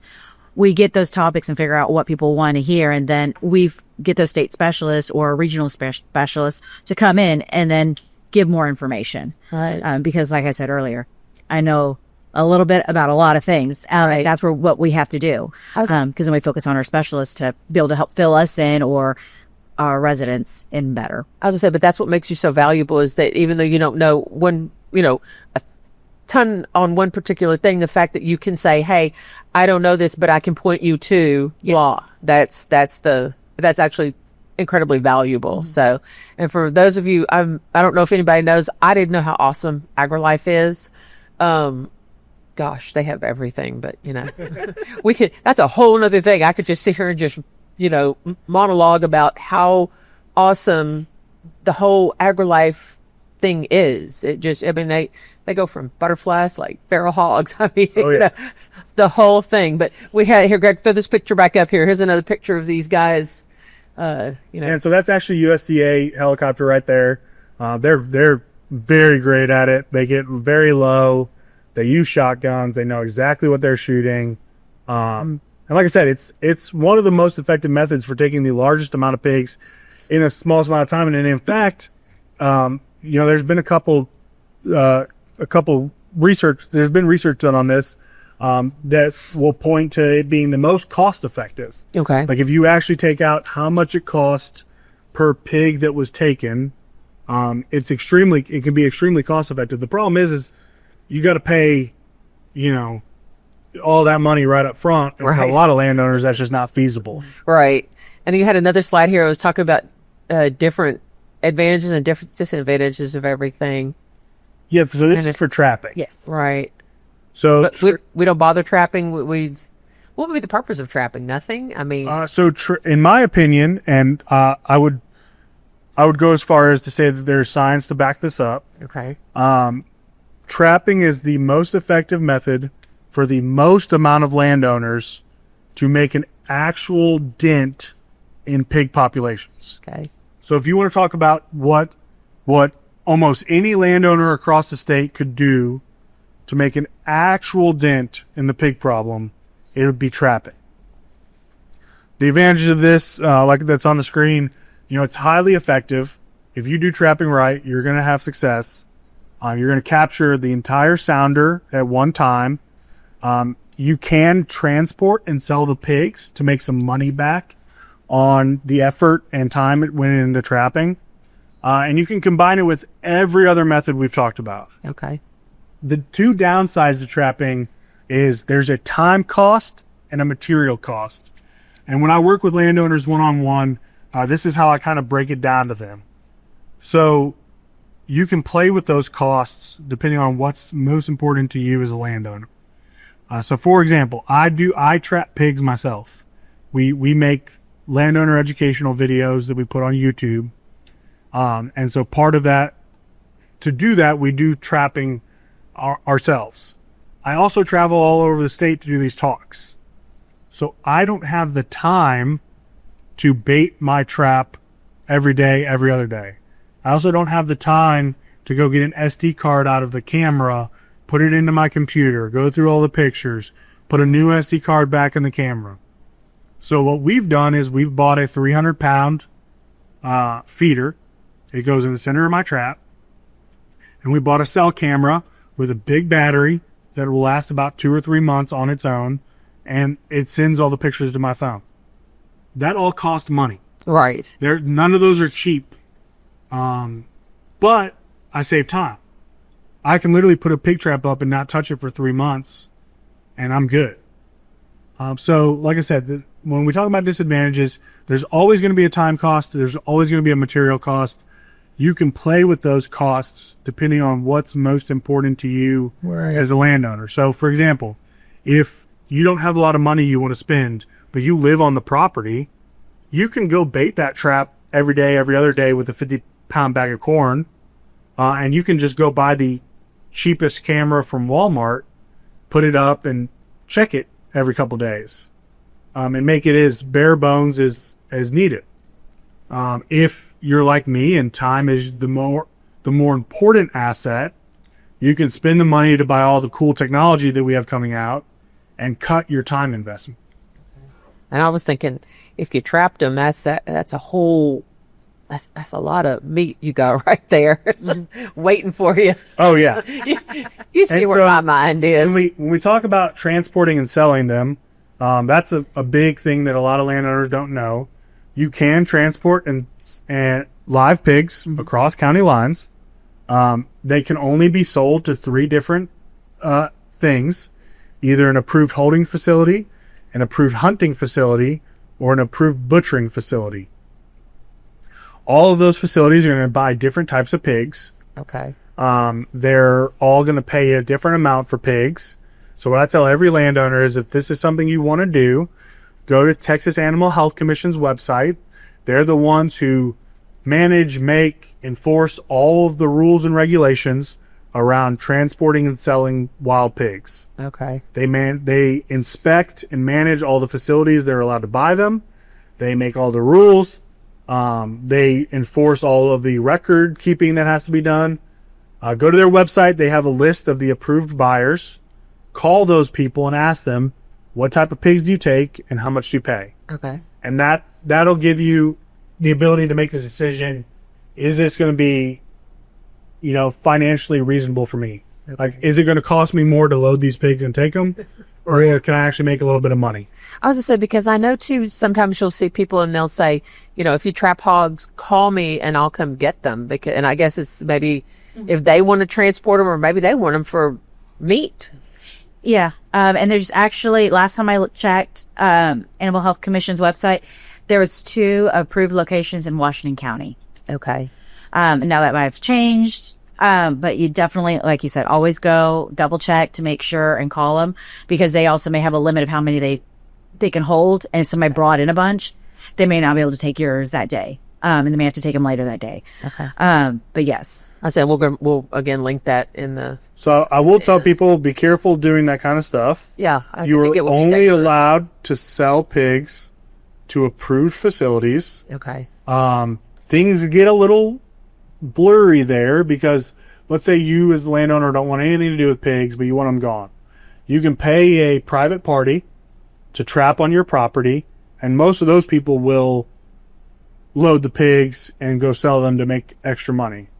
Now, putting on Facebook, like, hey, if you trap pigs, let me know, I'll come get them from you.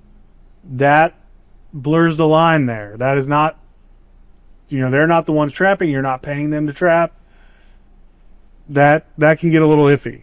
And also, if you're the person who's giving those pigs to someone, you don't know what they're going to do with those pigs. They could be taking those pigs down the street to their property where they sell hunts on the weekends and letting them go, and they're not an approved hunting facility. Gotcha. Okay. The other thing is Texas Animal Health Commission allows you to store pigs for up to 7 days. So you can keep them in the trap. You can keep them in the trailer you're going to load them in.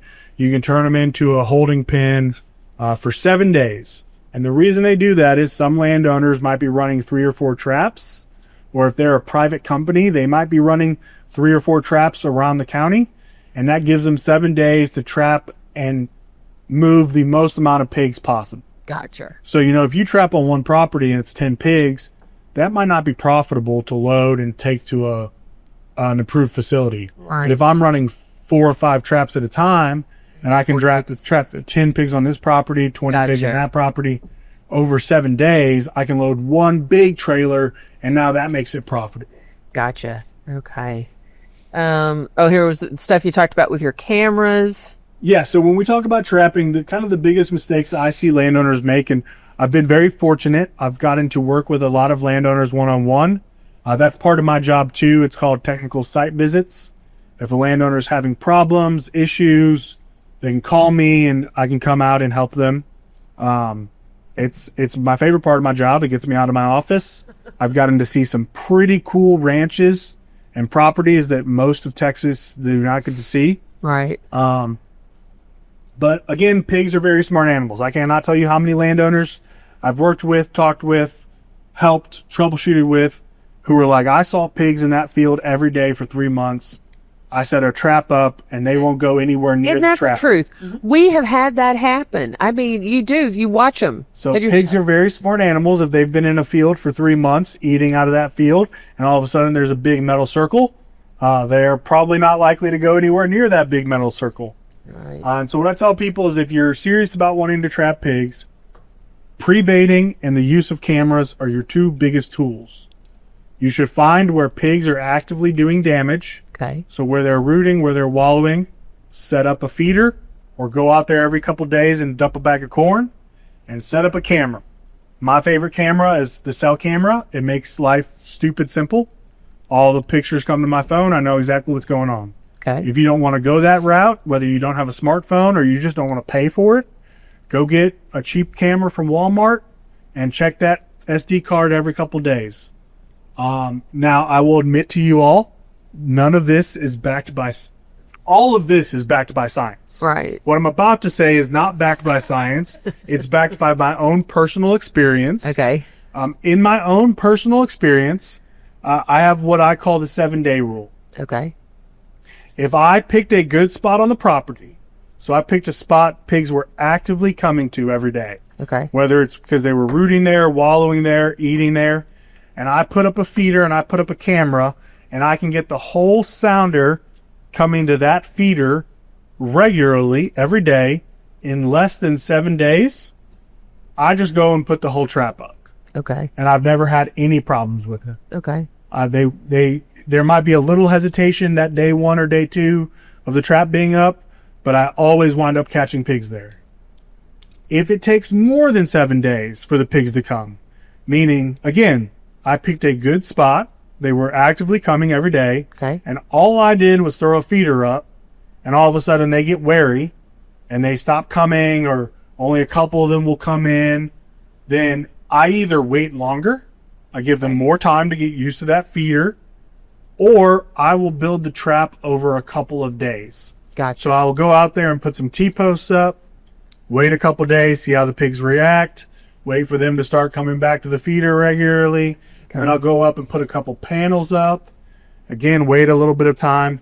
And again, that 7-day rule, you're not going to find it anywhere in science. This is all Right. But still. anecdotal from my own personal experience. Right. But really what I want to get through to the landowners is these animals are smart. And I cannot tell you how many landowners I've worked with who get so frustrated and so fed up and so just like trapping doesn't work Right. because they see pigs in the field every day for a couple days or a couple weeks or even a couple months. And they're like, oh, that's where I'm going to get them. And they go put a trap out and they don't get a pig one coming to the trap. And again, like I said, they're smart animals. You have to put a little bit of work into this to make it work. So it's kind of like boiling the frog. You don't throw him right in. You just increase the temperature a little at a time. Yep. Okay. So that's the logic behind it. All right. Let's see. And so then we talk about types of traps. Okay. Now, is this what you were talking about? Somebody said that there's the kind that you can be off property and like you have the cell phone and you see them in there. It's And my you, favorite kind of trap. okay. Just because it's fun. It's fun. My daughters will sit and watch pig videos with me all night long. When I have pigs coming into the trap, I'll pull up the live camera on my phone and we'll just sit there and my girls will giggle away for an hour as we're watching pigs going in and out of the trap, messing around. They love it. I love it. It's fun. But there's 3 types of traps we talk about. There's animal activated, human activated, and continuous traps. And so if you'll go to the next slide. Okay. Animal activated traps, for anyone who is just listening and not watching, these are your traditional traps. These are your corral traps, your box traps, the very simple, the very old school style traps. Okay. The upside to these traps is they're cheaper to build. I don't think I've been on a farm or ranch yet that didn't have T-posts and cattle panel left over from some other project. Right. And there's less operational cost. You can do these as bare bones as you want. You don't need a feeder. You can go dump corn every other day. Okay. You don't need a fancy camera. If you're trapping pigs, I always recommend, and the science shows you will have better success if you have some type of camera. Right. So you actually know what's happening. Right. You don't have to get any fancy. Like I said, you can go to Walmart, get the cheapest camera on the shelf, and it'll do you just fine. The downsides to it is because it's animal activated, and this is the hardest thing to talk with landowners, and I see landowners getting frustrated with it, because we are asking an animal to perform an action, no matter how good you do. Right. You can go watch every video that I've ever posted, every video that AgriLife's ever posted. You can go read everything ever written on trapping pigs, and there's no guarantee of success. I've seen cows set them off. I've seen deer set them off. Oh, no. I've seen armadillos set them off. Hell, my interns built one last year that I'm pretty sure the wind set off. So anything can happen. And then the effort to build these traps is a lot higher. So if you go to the next, so here's a picture of one, like I said, your traditional corral style trap. Okay. In this case, the landowner decided to build the head gate out of plywood and 2x4s. There. You can go to Academy and buy a head gate for about $100, I think, maybe $200. And just about anything you want to use as a trigger. In that case, they used a tire. Will work. A tire. Now, how does the tire trigger it? So the tire will be set up in the back 1/3 of the trap. Okay. And it'll have a wire attached to the tire that goes to that trap door. Okay. And so then when they move that tire, it'll pull that wire Okay. and set off that door. Gotcha. Here's another reason why cameras are so important. No matter what you choose to make your trigger, you want to make sure that it's big enough that it's not easily moved, but small enough that it can be moved. Gotcha. And the easiest way I explain this is if you're watching that camera and the biggest pig you have coming into the trap is 80 pounds, you probably don't want to put a tractor tire in there. Okay. Conversely, if you're watching that camera and the smallest pig coming in is 80 pounds, you probably don't want to put a 4-wheeler tire in there. Gotcha. Okay. Again, you want that trigger to be heavy enough that it takes some effort to move it, because you want to give the most amount of time for the entire sounder to get in the trap. Gotcha. But it does have to be moved so that it will close. So that's what you're saying about the planning. I mean, this is not, like you said, you don't just throw this up and bam, you catch them. Mm-hmm. This is days and maybe even weeks of. But it is also the most effective way at taking the largest amount of pigs that any landowner can do. Okay. You can do this on 5 acres. You can do this on 100 acres. You can do this on 5,000 acres. Okay. All right. Let's see. Let's keep going here. Oh. And so then that's a box trap. Box traps are great. I know a lot of people that have success with box traps. Here's what I'll say about box traps. You'll never catch me using one. Okay. The thing behind them is, one, if you've never caught a deer in a box trap, it is a bad day for you and it's a bad day for the deer. And it will most likely wind up in a call to the game warden. It's just not fun. 2, you're never going to catch the whole sounder with a box trap. Yeah. And our goal, anytime we're trapping, our goal should really be to catch the whole sounder. Right. Because anytime you're not catching the whole sounder, you run the risk of making pigs trap smart. Right. And spreading them out, like you said before. Yeah. So again, no knock on the box traps. I know landowners who have a lot of success with them, who love using them. It's not for me. And depending on the size, you're only going to get 1 or 2 pigs I was going to say, in there. you got what, 5 in there, and they're little. With the little, exactly. So you may get the sow in there, and you may get a couple piglets, or she may get in there because all the piglets are in there.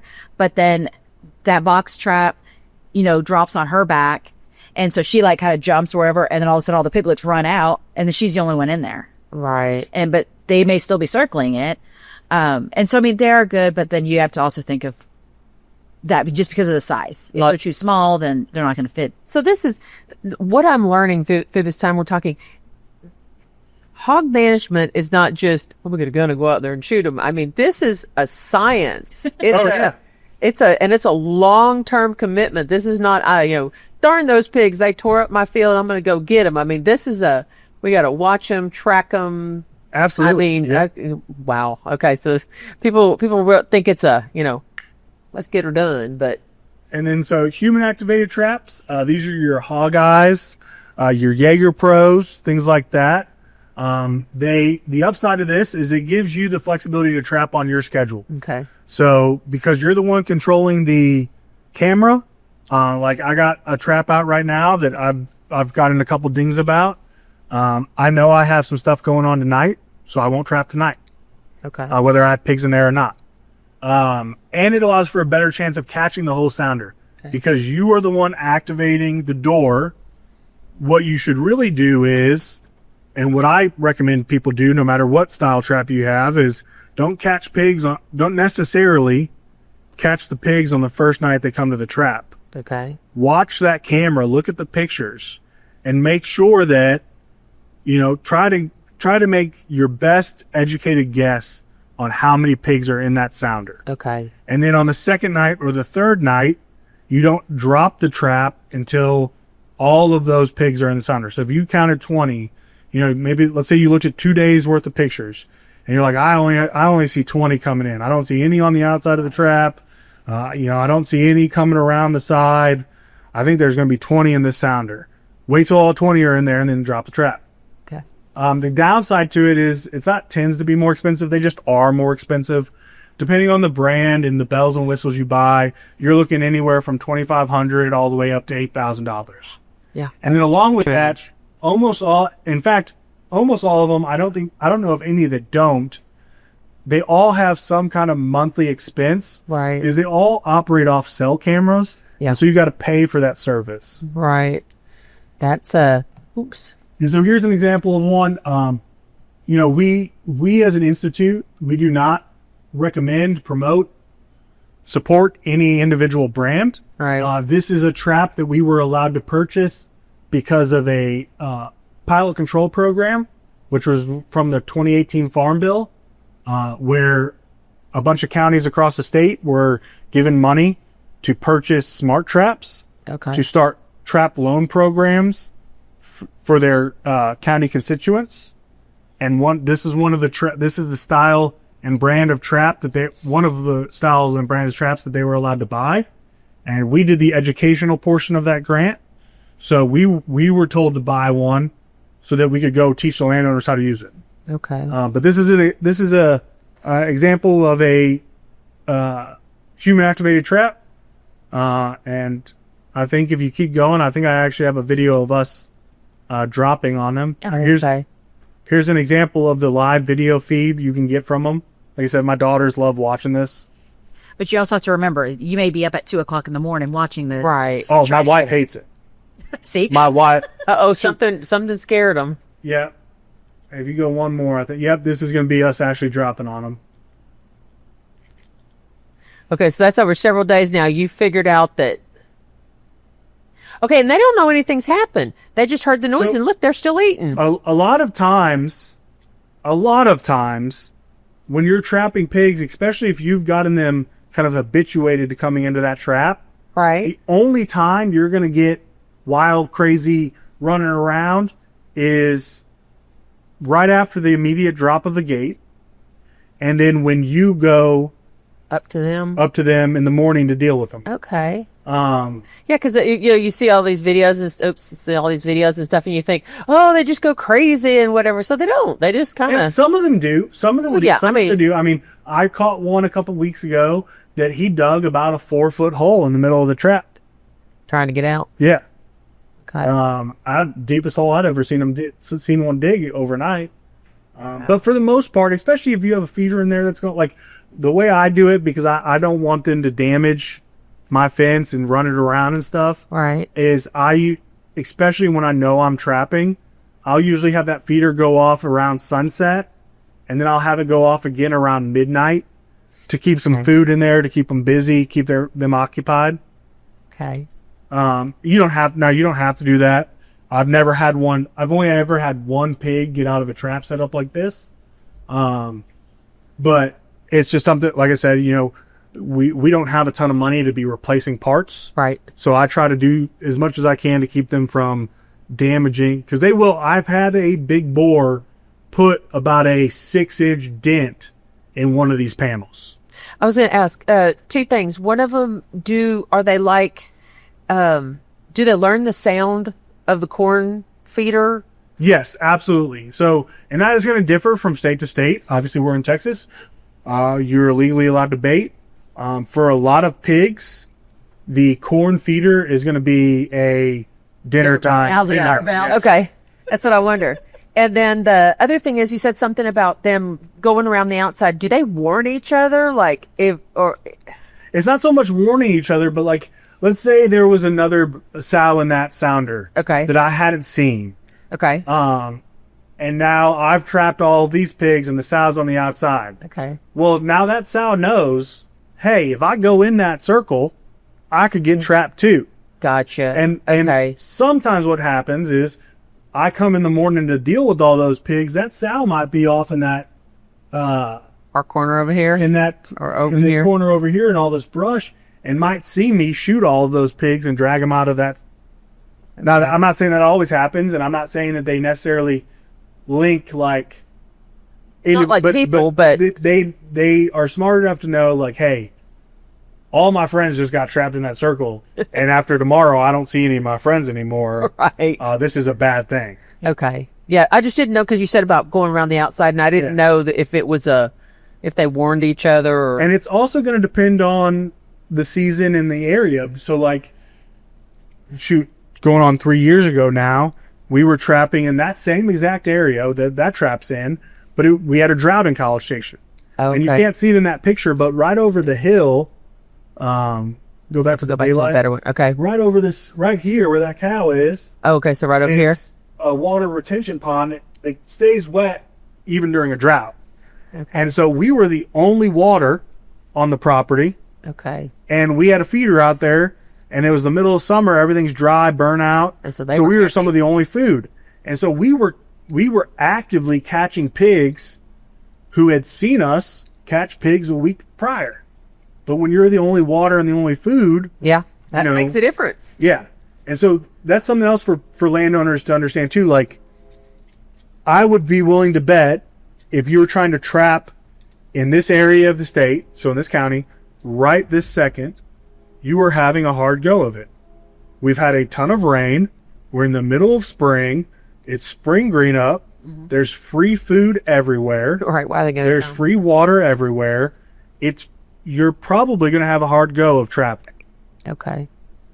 So that's something else for landowners to understand too, especially landowners whose time is so valuable and they have a million other things they got to do, especially right now, planting season, everything going on. Just focus your time and effort when you're going to have the best success. All right. So that would be middle of summer, maybe middle of winter type middle thing. Of summer, middle of winter, right after Okay. hunting season. Okay. I tell people all the time, I was like, think about hunting season. I know this is going to be hard to do for a lot of people, but if you have a feeder, you have a lot of pigs coming to in hunting season. Right. It may be more productive for you to not shoot them during hunting season. And then as soon as hunting season's done, build a trap around that feeder that you've already accustomed them coming to. That's true. And trap that whole sounder. That's true. That's good advice. That's what I said. And that's hard for listen, it's hard for me. Anytime I see a pig, I want to shoot it. Well, sure. Yeah. But it's that whole thing. You need to do the long game. yeah. Mm-hmm. That's the whole thing. Long game. Okay. Here's your continuous trap. All right. So continuous traps, that is going to be your hog blanket, your pig brig. They're kind of newer on the market. The most common one people here in Texas are going to see is going to be pig brig. There's your net traps. Mm-hmm. Okay. And so if you advance one, it's these. The upside to these is they're cheaper than your they're cheaper than your human activated traps. Okay. The thing I love most about these style traps is my entire trap fits into a 55-gallon trunk I bought from Home Depot. I can put that in the back of the four-wheeler, in the back of the UTV, in the back of the truck, and take it to places that I would never be able to take those panel traps. Right. Here's at night. Yep. So this is what's called conditioning mode. You have the net sucked up so that the pigs get used to going underneath the net. Okay. The downside to these traps, one is they still are more expensive than an animal activated trap. So using the stuff you find around the ranch, you're looking at anywhere from $200 to $3,500 for one of these. Yeah. And it is harder to load pigs out of if that is something you want to do, because it's a net. There's no hard sides. Yeah, and they get all wound up in it. It's very easy to do. There are a ton of videos on how to modify this. Okay. If that is for sure something you want to do. But the reason I list it as a downside is it does take extra work to make it usable in that method. I was just saying, I wouldn't want to risk. I was going to say, if you had a video, I wouldn't want to risk if I had to go into all this trouble that you're trying to get them out and one gets away or two gets away or. Yeah. And so with this, some advice I'll give to people, if on the night you're going to trap, you need to make sure there's a ton of food in the middle of that trap. I mean, drop 100 pounds of food in the middle of that trap. Okay. Because those nets are not, they're strong. They will keep pigs in, but they are not indestructible. Gotcha. And so if you have, if you drop like a can of corn in the middle of there and you catch 30 pigs and you catch them at 9 o'clock at night and you're not going out there till 7 o'clock in the morning, there's plenty of time for them to chew through that net. The other thing I'll tell landowners is this is not a wait till noon, wait till 9, wait till 10 o'clock to go check. This is first thing in the morning. You need to go out there and check it. Get to it. The nice thing about this thing and the net trap, and what I kind of tell landowners, especially if you're a smaller landowner, Okay. this is a lower entry of level as far as money goes. And two, once you set up those T-posts, it takes all of 10 minutes to set that net and ratchet straps up. So what I tell landowners is get a friend and go set 3 or 4 of these across your property. These T-post setups. Pick 3 or 4 areas where you've seen pigs in the last year.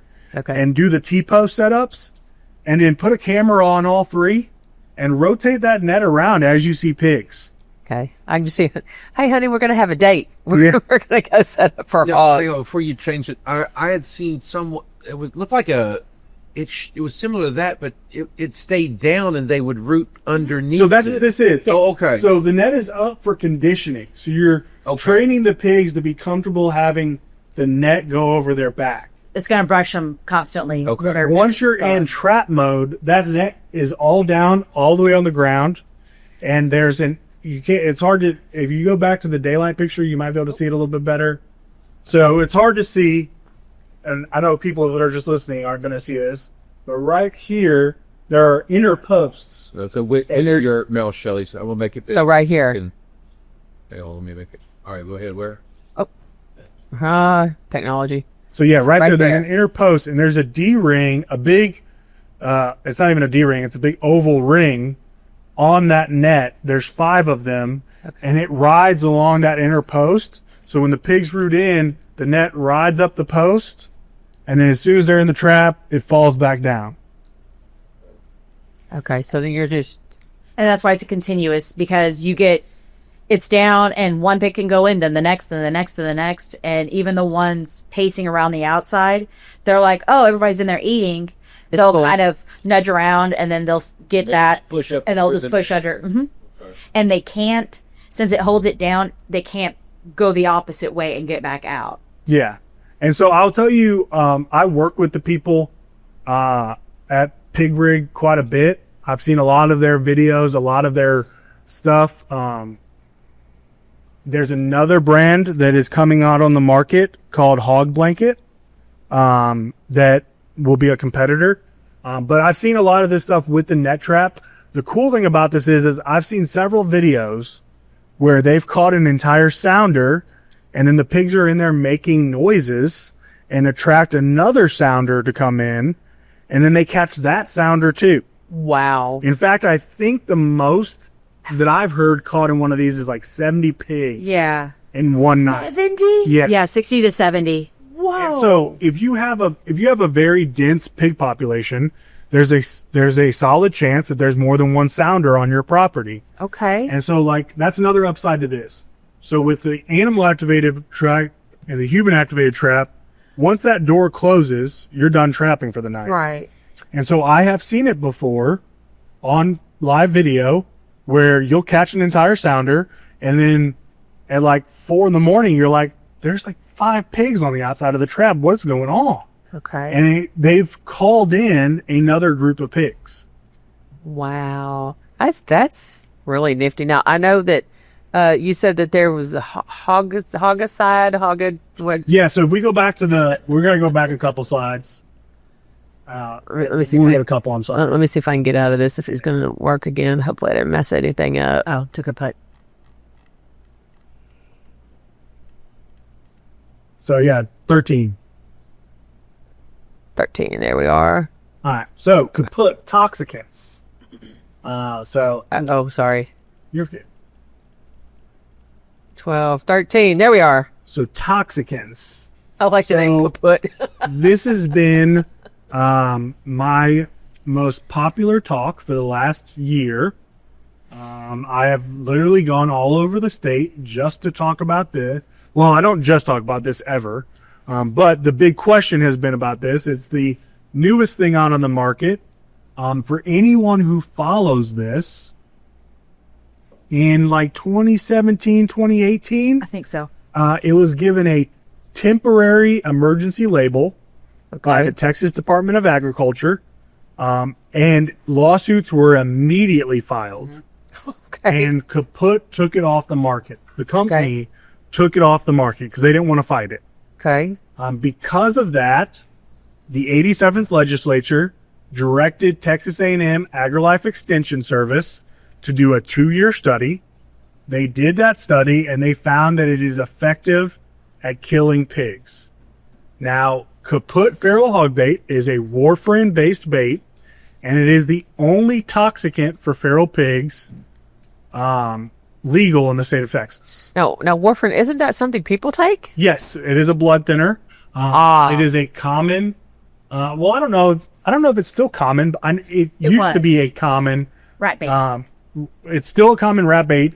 It used to be a common human medication. Right. I don't know if it's still common. I'm sure they've probably found a new medication by now for humans, but the thing around that is it is a fairly old chemical. Okay. And we have a ton of research on it. Okay. All right, let's go to the next one here. Let's see. And so, kind of getting in, for anyone who's listening and not watching, kind of getting into what I do at my talks, this is a pesticide. Okay. Meaning the label is the law. Okay. I don't ever get into the entire label. Okay. Make it But big, there- Rex, so they can see it. There are a couple of things in the label that I like to touch on that I think is important for landowners when they're making the decision on if they want to use this or not. Okay. So like I said, EPA gave it a label in 2017. Texas did not give it its first official label until February of 2024. So it's just been a little over a year now. And it is a state limited use pesticide. Okay, no, I'm going to stop you right here. Texas AgriLife always is doing the applicator. Private licenses. applicator license training. Is that with this? Yes. And so you would need to have a private applicator's license. So you would need to go to that training, get your license, take the test, keep up with your hours in order to use this. Or hire somebody who has a commercial applicator's license Okay. to maintain and keep this going on your property. Okay, and the reason I put that out there is because whenever I see pesticide, I always think little critters on your plants. I did not realize that it meant this as well. So that's why I thought it was good to clear it up. Yes. So pesticide's going to be anything that it's going to be your herbicides, your fungicides, your termiticides, anything that is controlling. Anything that has side in it. Well, anything that is considered a pest. So if you've got weeds growing in your pasture, you want to get rid of, that's technically a pest. Okay. And so it's all of those things. Okay. Even like rodenticides. So putting out rat bait is going to be something that you would technically need an applicator's license for if you're doing it commercially. Okay. Now, the applicator license means that you know how to safely dispense it, store it, dispose of it, all of these things. Correct. You're Okay. using it correctly. You're keeping records of it for 2 years. Okay. It does put you in you do have to keep your records. You do have to keep your records on what you use, how you use it, where you put it out. Okay. For TDA purposes, if they come and inspect you. Also, if you use it incorrectly, and that's why, like he said, the label is the law. Whatever that label says is what you need to use it as. Just because, say, Jim down the street said, oh, you can put it out at 2 ounces, per acre, but the label says 1 ounce a acre. If something happens, You're in trouble. you're in trouble. You're in Okay. violation. You can't go after that company or anything else. If it drifts onto your neighbor's property, you're the one in trouble because you did not follow that law.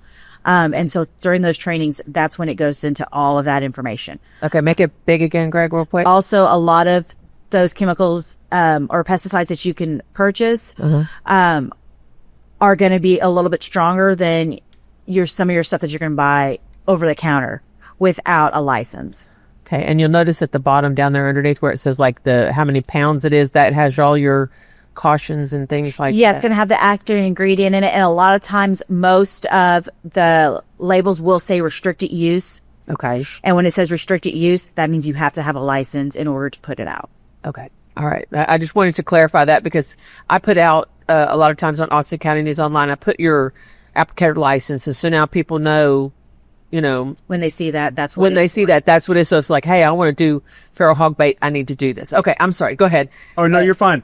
Aside from the applicator's license, there's also a manufacturer required training. Okay. AgriLife does not offer that training because it is not because it's not required by the state. Gotcha. In order to get the manufacturer required training, you would go to wherever you're going to buy kaput from. As far as I know, the closest place to here is the Co-op in Bryan. I believe so. And then the training can also be found on their website, the Kaput's website. Okay. And so they'll give you a QR code or a website. You'll go to that. It's probably like a half hour, 45-minute PowerPoint you have to click through. Okay. Most of which I'm going to cover here. And then you have to take a test. And you have to get an 80% or better on the test. And then you'll get a certificate of completion. Your name will also go into their system. And then now you're going to be able to buy it from any manufacturer, any distributor in the state. Okay. And on their website, they should have those dealers that will have that chemical, or they will have kaput on their shelf. Okay. They're going to have that. And so you have to have both in order to purchase that, your applicator's license and this additional training. Okay. So this is serious stuff. This is not just, some raid. I mean, you're talking about serious killing stuff here. Okay. And so I'm kicking myself because I normally start all my Toxicant talks the same way. So I just want to go back just a second to tell people Texas A&M AgriLife Extension and Texas A&M Natural Resources Institute, we are educational entities. We are not regulatory entities. Okay. So anytime I do this talk, anytime I answer questions, I cannot tell you why the rules are the way they are. I cannot tell you what happens if you break the rules. And I cannot tell you and I say all that because I get a lot of questions that sometimes I just don't have answers to. Right. Because we have not been given those answers yet by the regulatory agency. Gotcha. And so I can only give you the science that's been done and the things we know. I normally start all my talks that way, all my kaput talks that way, and I forgot about it. We'll pretend you did. We'll pretend you did. We'll just like I said, I don't ever go over the entire label with anyone. If you are going to use this, I highly recommend you read the entire label, every word of it. Okay. Greg, make it big for us. So yeah, that's what the label will look like. Okay. I highly it's not very long. I highly recommend you read every word of that and you follow everything that's on that label. Having said that, there are a couple of things that I always like to point out to landowners. To kind of highlight within that label. So if we can go back one more. Go back this way or? Yeah, that way. Okay. So it is only for use on pigs. Okay. Anyone who, whether you've had experience with herbicides and pesticides or you haven't, oftentimes there will be herbicides and pesticides that have multiple labels. Okay. So it's labeled for one species this way, one species this way. For kaput, it is only for pigs, no other animals, no other uses. You are not allowed to put the bait in water. It is not labeled for use in tidal or surface water. You also need to be careful when you're cleaning and disposing of it. It must be distributed using an approved species-specific feeder. And we can talk about the feeder in just a couple slides. But you can't just put it on the ground. You can't just put it in a spin cast feeder. It's got to be a specific feeder. And then the biggest one that I like to touch on, because I don't think there's not a lot of labels that have this, and so it's kind of a newer concept for landowners, is surveillance is required by the label and for success. Okay. So if we go one forward to the label. Okay. And make that bigger so we can kind of look at it. Okay. Thank you. He can do it. So if you'll see up here in the corner, it says surveillance and follow-up. So dead hogs may begin to appear within 5 to 7 days. Applicators must... Oh, I'm sorry. I was trying to make it big for you. Applicators must return to the treatment site within 4 days after first bait placements were made and at a 2 to 4 day interval thereafter. So when we're talking about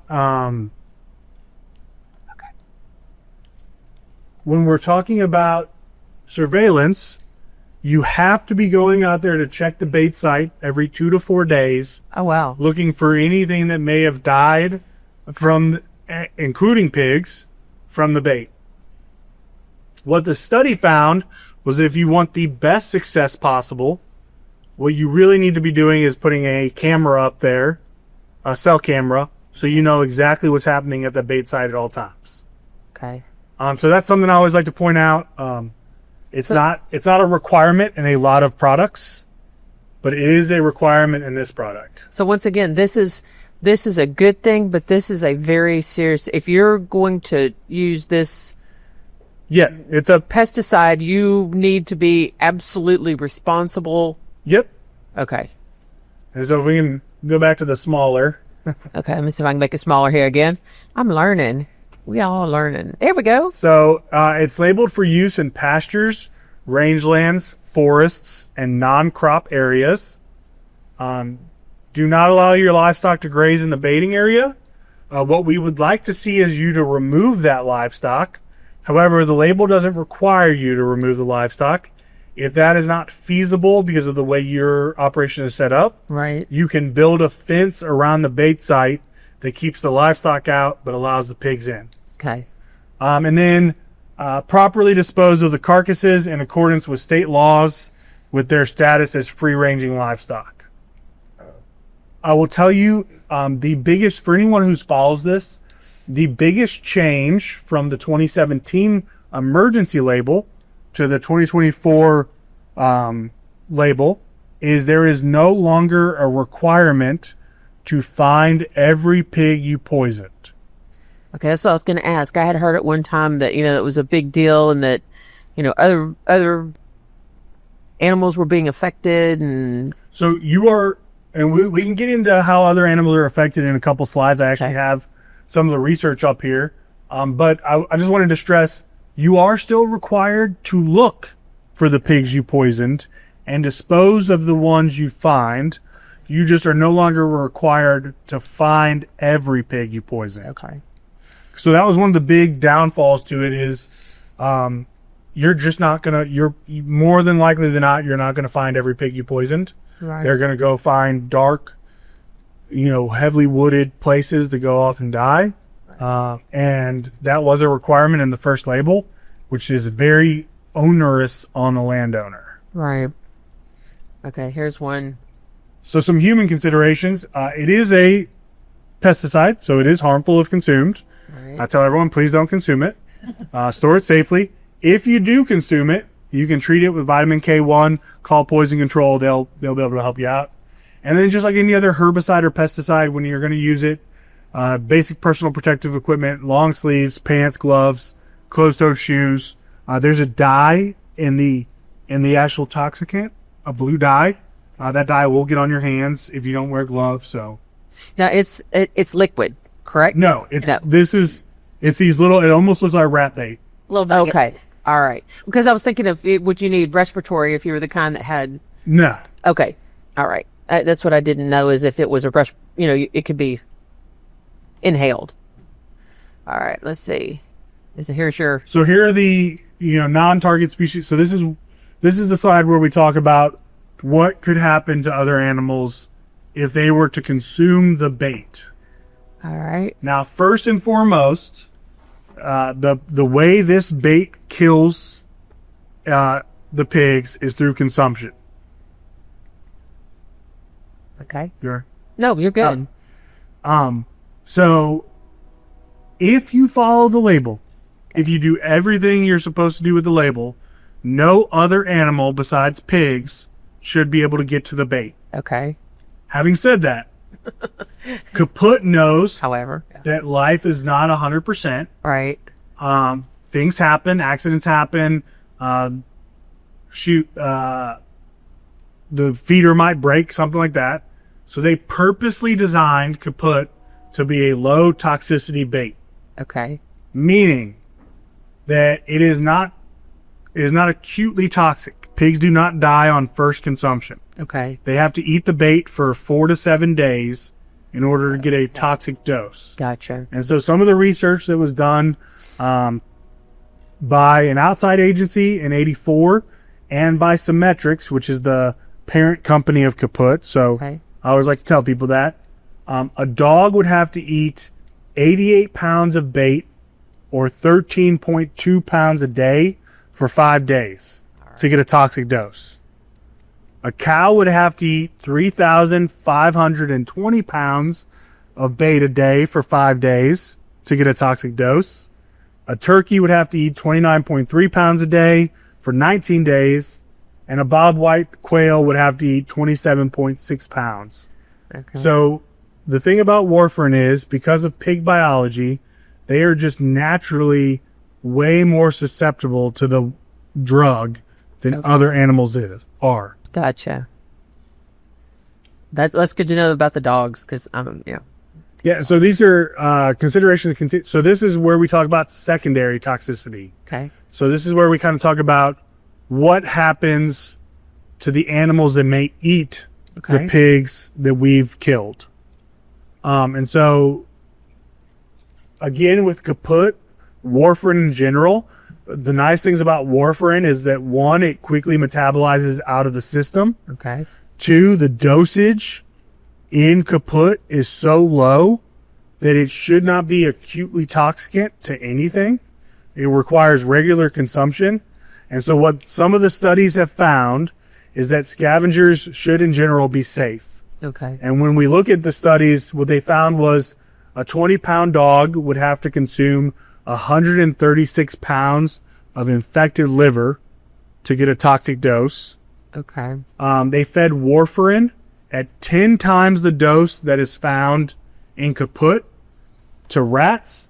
It killed the rats. They fed it to magpies. Had no effect on the magpies. Again, they fed warfarin at 10 times the dose to prairie dogs.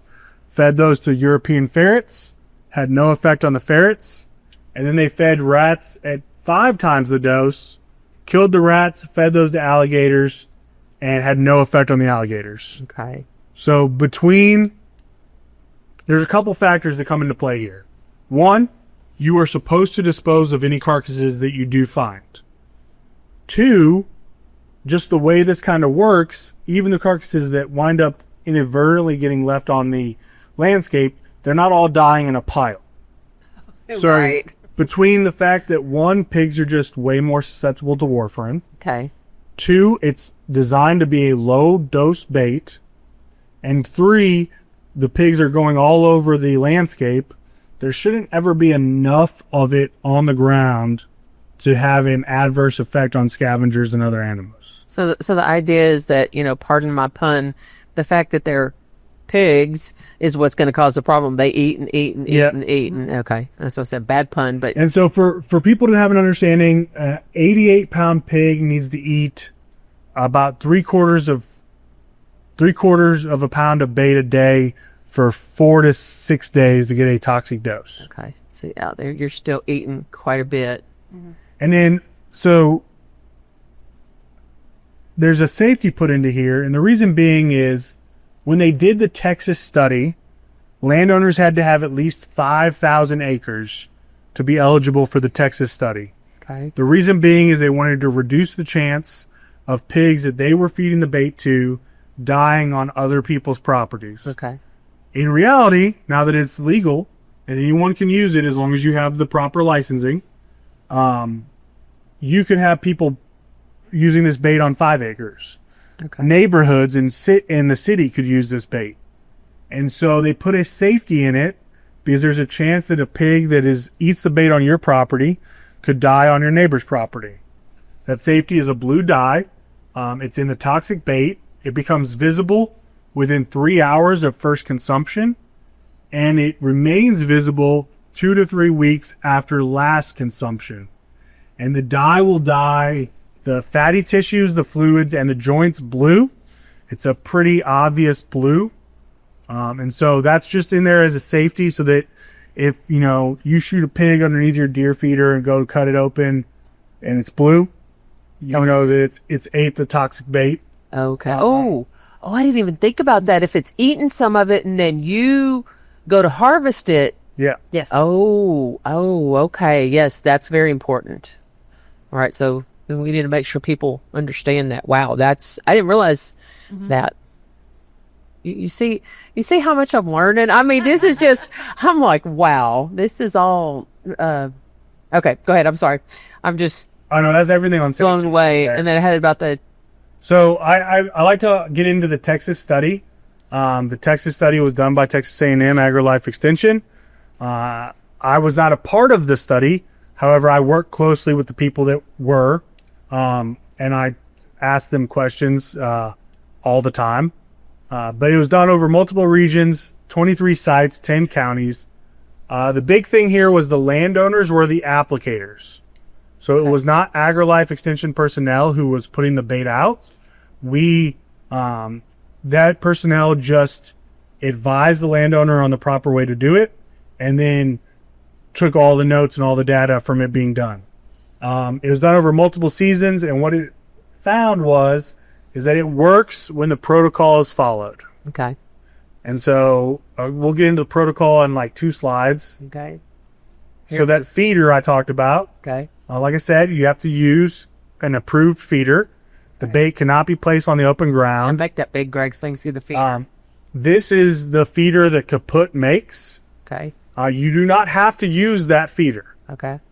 The 2 requirements for the feeder is it must have a 17-pound door, and it must be capable of being put at half stop for the conditioning phase. So the door has to be at least 17 pounds so that only a pig can open it. Okay. And it must be able to be kept at half open during the conditioning phase. Okay. And so you can modify a commercial feeder. You can, do it yourself, make a feeder if you're good at fabricating, Okay. or you can buy the feeder made by Kaput. Okay. All right, so now we're going to get into that protocol I keep talking about. Okay. What I will tell everyone is that the protocol that I'm going to recommend is different from the protocol on the label. Okay. Now, like we said before, the label is the law. And so what I'll tell you is the protocol we recommend is longer pre-baiting. Okay. So you can do our protocol without breaking the label. Gotcha. However, if you don't want to do our protocol, you can do the protocol that they put forth on the label. Right. It's just shorter amount of pre-baiting time. Okay.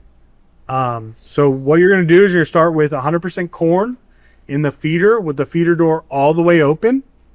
And you want to do this for 1 week. Now, that's not 1 week of the feeder just being out there. You want 1 week of the feeder being used. Okay. So if it takes 2 weeks for the pigs to find it, and then another week for the whole sounder to start coming, you might be at 3 or 4 weeks before you move to the next step. Okay.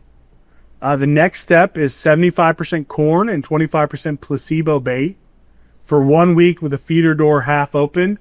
Again, that's 1 week of the pigs using it. I will stop here and say the placebo bait is not required by the label. You do not have to use it, but you can do 100% corn through this whole process. Okay. What they found is that because corn and the bait are significantly different That's what I'm wondering. in sight, smell, Yeah. taste, texture, Okay. there is a chance that if you pre-bait with all corn and then switch to the toxic bait, there could be some hesitation or some kind of kickback in them actually eating. Gotcha. What the placebo does is it gets them used to seeing, tasting, smelling the same. The placebo is the exact same formula as the toxic bait. It just doesn't have the warfarin or the blue dye in it. Okay. So then once you're done with that, you're going to move to the third week, which is bait with 50% corn and 50% placebo. Again, with the feeder door half open. You're You're going to do that again for 1 week, and that's 1 week of the pigs using it. And then the final step is bait with 50% corn and 50% placebo for 1 week with the feeder door closed all the way. And you want a full week of the pigs eating out of it with that feeder door closed, because that tells you that they're accustomed to operating that feeder door. Okay. So that's what you're training them to do basically, is use the door. Yeah. The first 2 weeks of this is training them to come to that site every day to get food. Okay. The last 2 weeks of this is training them to use that, actually operate that door. Okay. And so successful pre-baiting will look like the pigs are regularly at the feeder. They're operating the door. You're constantly having to refill that bait site because they're eating out of it. And what I'll tell you from the study happened at a couple locations where the pigs started living at the bait site. Hey, well, That's a free feeder. That's not going. It doesn't go off at certain times. As often as they want to lift that door up, they can go in there and get free food. okay. And so it happened at a couple sites where the pigs would start living at the bait site. Landowners would come up to fill them, and the pigs would just stare at them and be like, "Cool, more food." We're so happy you're here. So once you go through all that, you can go to the toxic baiting stage. You're going to remove all of the non-toxic bait from the feeder. Okay. All of the corn, all of the placebo, and you're going to keep the door closed and fill it with 100% toxic bait. You're going to do that for 3 weeks or until no more pigs are coming to the feeder. Okay. So depending on how you choose to do your surveillance, if you don't put up a camera, you're going to want to go out there every 2 to 4 days, open that feeder up, see if it's actively being eaten out of. Okay. So you want to check that food level, see if food is still going missing, or if it's like, hey, I just filled this up and nothing's gone missing. Once the feeder use stops, so the bait isn't disappearing, you'll go to the last step. Okay. Which is? And that last step is called post baiting. It's kind of just a clean up / check your work. Gotcha. You're going to remove all of the toxic bait. You're going to fill it with 100% corn for 10 days, and you're going to keep the door closed. And basically all you're looking for is, do I have any pigs that are coming up and using the door? Okay. If I have pigs coming up and they know how to operate the door and they're eating out of it, then you probably missed some during the toxic phase. Gotcha. If you see no more pigs coming to the bait site, or maybe you see pigs coming but they don't know how to operate the door, then that means you've got the original sounder you were aiming for. Okay. And you can move on. All right. So here's the big question. When did it work and when did it fail? All right. So when it worked was when landowners invested time in good conditioning. So they actually went through those steps, spent a lot of time on those steps, and really got the pigs accustomed to coming to there and eating out of that feeder. When the feeders were never allowed to go empty, when they were checked every 2 to 4 days, or even earlier in the process, earlier in the process, use of game cameras increased success. Because that game camera, you can go out there and you could go out there and check every day. You still don't have 100% certainty of what's going on at the bait site. Right. You set up a camera, you know exactly when the pigs are coming, exactly how long they're staying, how many of them are eating out of there. And then the biggest one, and I cannot stress this enough, do not harass the pigs at the bait site. So if the study is publicly available, Kaput actually has the Texas study on its website. If anyone wants to go read it, you can go read it. They had a site that happened exactly like I said. The pigs started living at the site. The landowner got tired of going up there and free feeding pigs every day, grabbed his gun and decided to shoot at them. And I think it's been a while since I've read the study, but I think they shot 2 or 3 of the pigs, and the rest of the sounder ran off and would not come back to the bait. They actually had to shut down the bait site. So wow. I know it's stressful. I know it's frustrating. No one wants to free feed pigs, but if you're going to spend the time and money to do this process, you need to go through with the process. Okay. So when it failed, I would say it's like anything else. If you're going to do it right. Yes, or don't do it. Exactly. Because you're wasting your time, your resources, Yep. everything. Okay, I'm sorry. Go ahead. So when it fails, when there was abundant alternative food on the ground, I know several ranchers who were kind of early adopters of this. They bought it as soon as it became publicly available in 2024, and they had a hell of a time trying to get pigs to come to the bait site every day. Well, 2020, if anyone remembers spring and summer of 2024, there was parts of Texas that got historic rainfall. Right. We had a lot, and my people out west and down south get mad at me because they were not in on the rainfall, but there was a lot, especially around this area. We got a ton of rainfall, which means there was a ton of free food on the ground. Right. So they had a hell of a time getting them conditioned to a single bait site every day. Inconsistent baiting, so allowing the feeder to go empty. Lack of conditioning, so trying to speed through that process, trying to just put a bait out and for like a week, and then let's put the toxic bait in there. And then again, like I said, I can't stress it enough, harassing the pigs at the bait site will almost always, if not always, lead to poor effects. All right. Then And some additional considerations, so weather, bait stored in high heat can melt a little bit. If that happens, chip it back into blocks. It's fine. okay. If the bait gets wet, like real wet, like is allowed to sit in water, it will start to spoil. And for whatever reason, once it starts to spoil, the pigs don't want to eat it anymore. Okay. That is hard for some landowners to believe. And I have seen pigs eat some pretty disgusting stuff. Right. But for whatever reason with this bait, they just don't want it anymore. So you're going to have to clean it out and go in with new bait. And then feeder maintenance. In reality, when you look at this, the feeder is the big thing keeping the bait from any other animal. Right. No feeder will ever last forever, Right. especially not in Texas weather, and especially not when we're dealing with pigs. So the proper feeder maintenance is essential for the use of this product. Okay. And that's everything I have on Say that. foot. Yeah, because then we'll go back into the fencing stuff, which we've already done. At this point, I usually wind up having a handful of questions. All right. Actually, you answered most of mine, Greg. Do you have any? I mean, this is pretty thorough. I do want to tell people though, what we're going to do is, because this was a very long interview, it's probably one of our longest, but it's also extremely important. What we do is we will go through and we will timestamp it. And the idea is that if they only want to hear about kaput, they will be able to zip through and find it. And so that will, hopefully have people, watch this over and over, and they'll know, gee, I wanted to watch this, but I only want Dad to watch, this part. Yeah. And so that's the thing, is like, we'll have, all the, Information. thank you.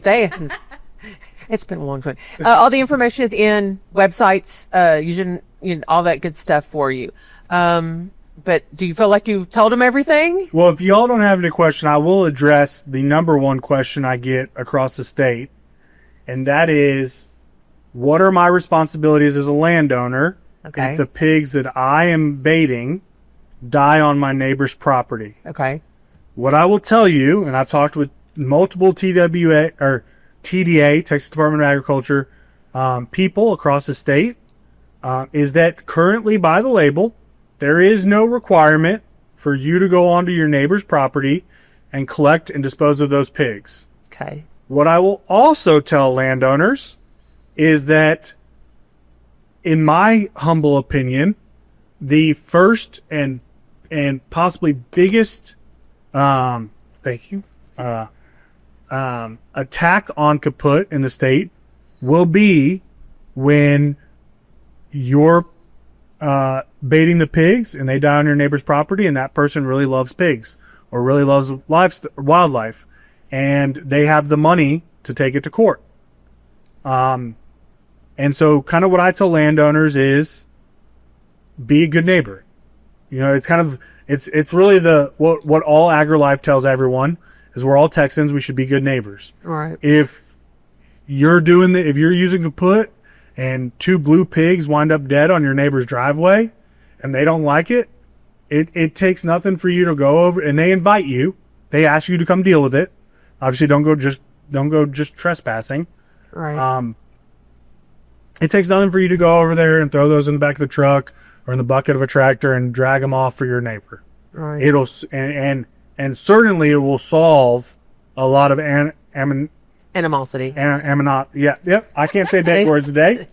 But the other thing I will tell you is that I always tell landowners is if you, again, there's no requirement by the label to do that. If you don't do that, at the very least, your neighbor could call TDA and file a complaint. If they call TDA and file a complaint, TDA is required to investigate the complaint.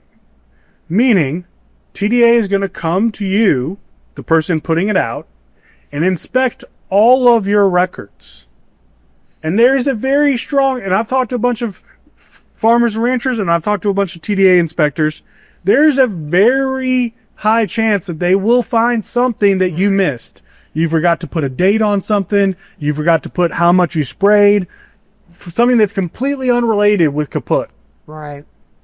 All because they might not find that you did anything wrong with kaput. Right. But they'll find that, like I said, you forgot to put a date on something. You forgot to put the mixture. You forgot to put the EPA license number. Something small and stupid that they're now going to have to fine you for. Right. All because you didn't want to move 2 or 3 pigs off of. Right. So be a good neighbor. My opinion is I don't ever want to be investigated. Even if I know I'm doing everything right, I don't want people up in my business. That's right. So as much as you can, right. Try to be a good neighbor about it. I'm sure there's going to be people out there who are like, well, my neighbor will call no matter what. I'm sure that'll happen. But as much as you can, we just recommend trying to be a good neighbor.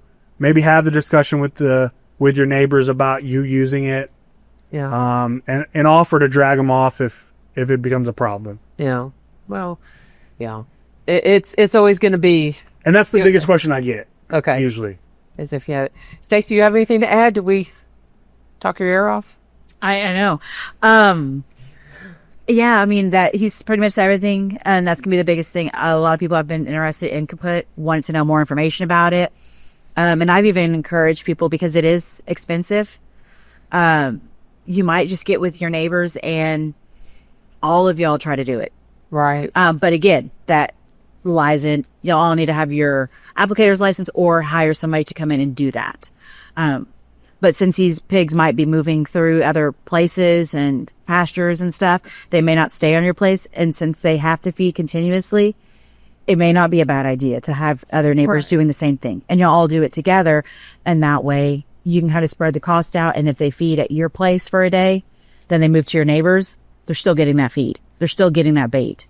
Potentially. And that's the thing, is if you make sure you all kind of have the same type of feeder and everything, they'll just go from one place to the other, because if they are smart, they'll be like, dude, this looks like the one from the other place. Yeah. They were at. And again, that behavior of them picking up and having that heavy lid is the same rooting, that they're natural rooters. And so they're going to go under that net. They're going to pick up, they have strong noses. That's how they tear up all the ground. So they're going to be picking that up. You're not going to have a raccoon going up there and being, bodybuilder and being able to lift that up. They're not going to be strong enough. I've seen some strong raccoons. But yeah, they're not going to be strong enough to lift that lid. Right. And so that's why that lid needs to make sure it's functional. Okay. All right. Well, I believe that we have hit everything twice, maybe. We'll have everything listed at the end. We greatly, greatly, greatly appreciate you guys coming back, and we'll have you come back. Stacie, this is your second time. This won't be your last time, Jay. Yes, ma'am. And from all of us here at Austin County News Online, thank you for joining us. Please be sure to like, subscribe, share our YouTube channel so we can get it out there. And until next time, keep smiling.